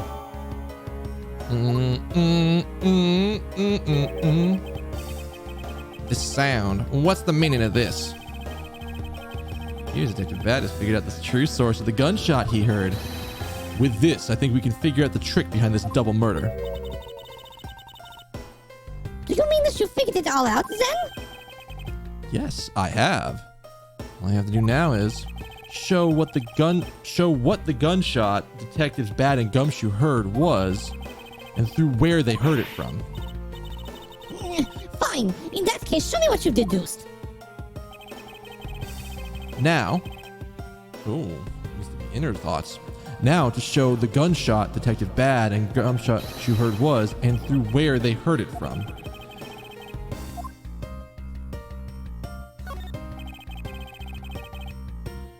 Earlier, okay, this is gonna be the one where I'm like, wait. When Detective Gumshoe touched this, it made the most terrible racket. You mean that Scruffy turned on the television, right? Actually, come to think of it, I don't think Detective Gumshoe actually touched the television at all.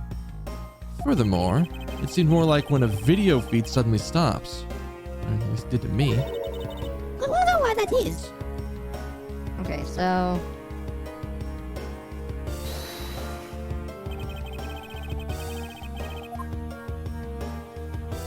I don't know what they're going to ask me to present here.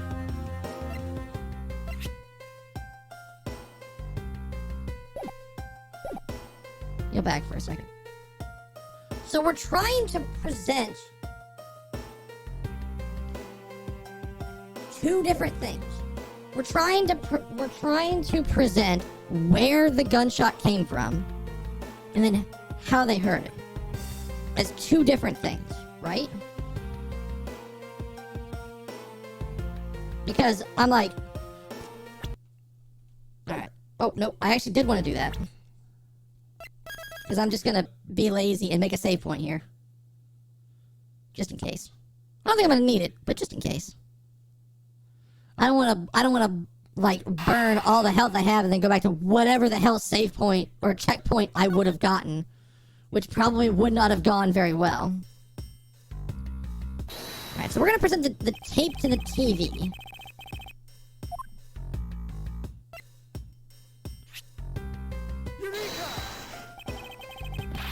That's not right. Okay. Piece of evidence. Yeah, it's not. Yeah, it's Not. Miles, I believe that piece may actually be proof of a different last of sorts. It's proof that today will be your last day as a prosecutor. Okay, so they wanted to. The last riddle on how to solve the lot. I need to calm down and think it through once more. Is it?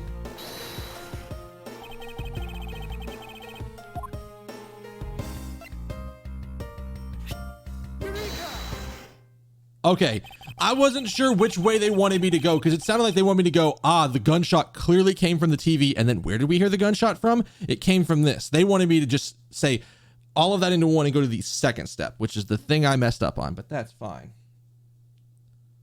If the door and the windows to the crime scene, namely this room that we're in, were closed, the killer could have used the gun and no one would have been the wiser. That's true. The courthouse does seem to be well designed for such a thing, as it were. However, what happened in reality was, Detective Gumshoe, Detective Bad, and Miss Yu, all three of them heard the gunshot.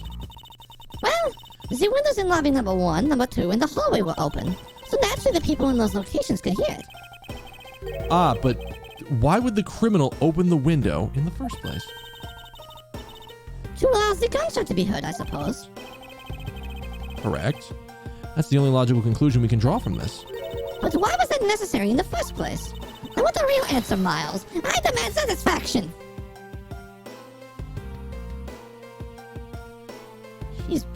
God, she's weird. Very pushy. That Von Karma blood kicking in. Very well. I believe that the killer wanted to manipulate our perception of a certain fact. Or was it that the killer wanted to manipulate our perception of? It was when this fucking crime took place. The killer wanted to fabricate the time of death to their precise wishes. And then they used the gunshot in the surveillance video to do so.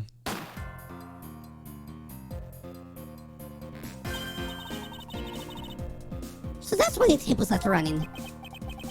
You mean the gunshot I heard was from this video? Yes. Which means that the murders really occurred at an earlier time than we thought. Again, I love the stare from this man. Like legit. The stare from this man is fucking is just the best. He has that like, I'm about to murder your face with my thoughts kind of stare coming out of his face. It must have been during the recess, but before Detective Gumshoe was on guard duty. Someone who has no alibi for that time period and planned this crime out in advance. That person's the real killer. Again, I completely believe that you wasn't expecting Detective Bad to put somebody else there. I think she was planning on having Detective Bad be the one in the hallway with no alibi. Mr. Edgeworth? Yes, what is it? Miss Yu is asking for you. She's in the courtroom. She says that she's identified the murderer, but she wants to clarify something. It looks like Miss Yu is still investigating something. Understood. Please tell her that I will be right over. I'll come along. I want to hear what she has to say. It would appear that the time has come to uncover the truth. Bam, bam, bam, bam, bam. Of course, there's a save point literally right after we're about to do that. All right. All right.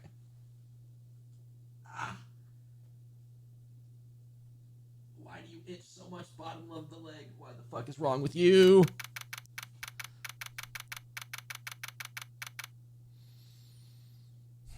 All right.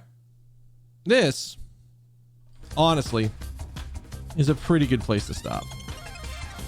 It's a terrible place to stop for like figuring it out, but it's a save point and they literally just gave it to me, so we'll go with that. That is going to be it for me tonight, guys. Thank you so much for being here. You guys are all awesome. If you're new, hit that follow button right there by my name. That way you can come back, hang out, hit the bell if you want notifications. I don't think how this weekend's going to go. No stream tomorrow.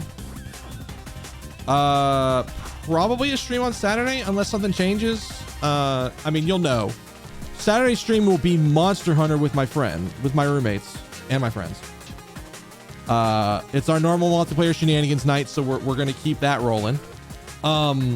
Sunday is going to be my Strange Aeons campaign, so that's going to take almost the entire day. So more than likely, next stream is going to be Monday. Well, let me rephrase it. Next Ace Attorney investigation stream will be Monday. I'm pretty sure Miss Yu is the killer. I'm almost certain. But we'll find out on Monday when I take her ass to court.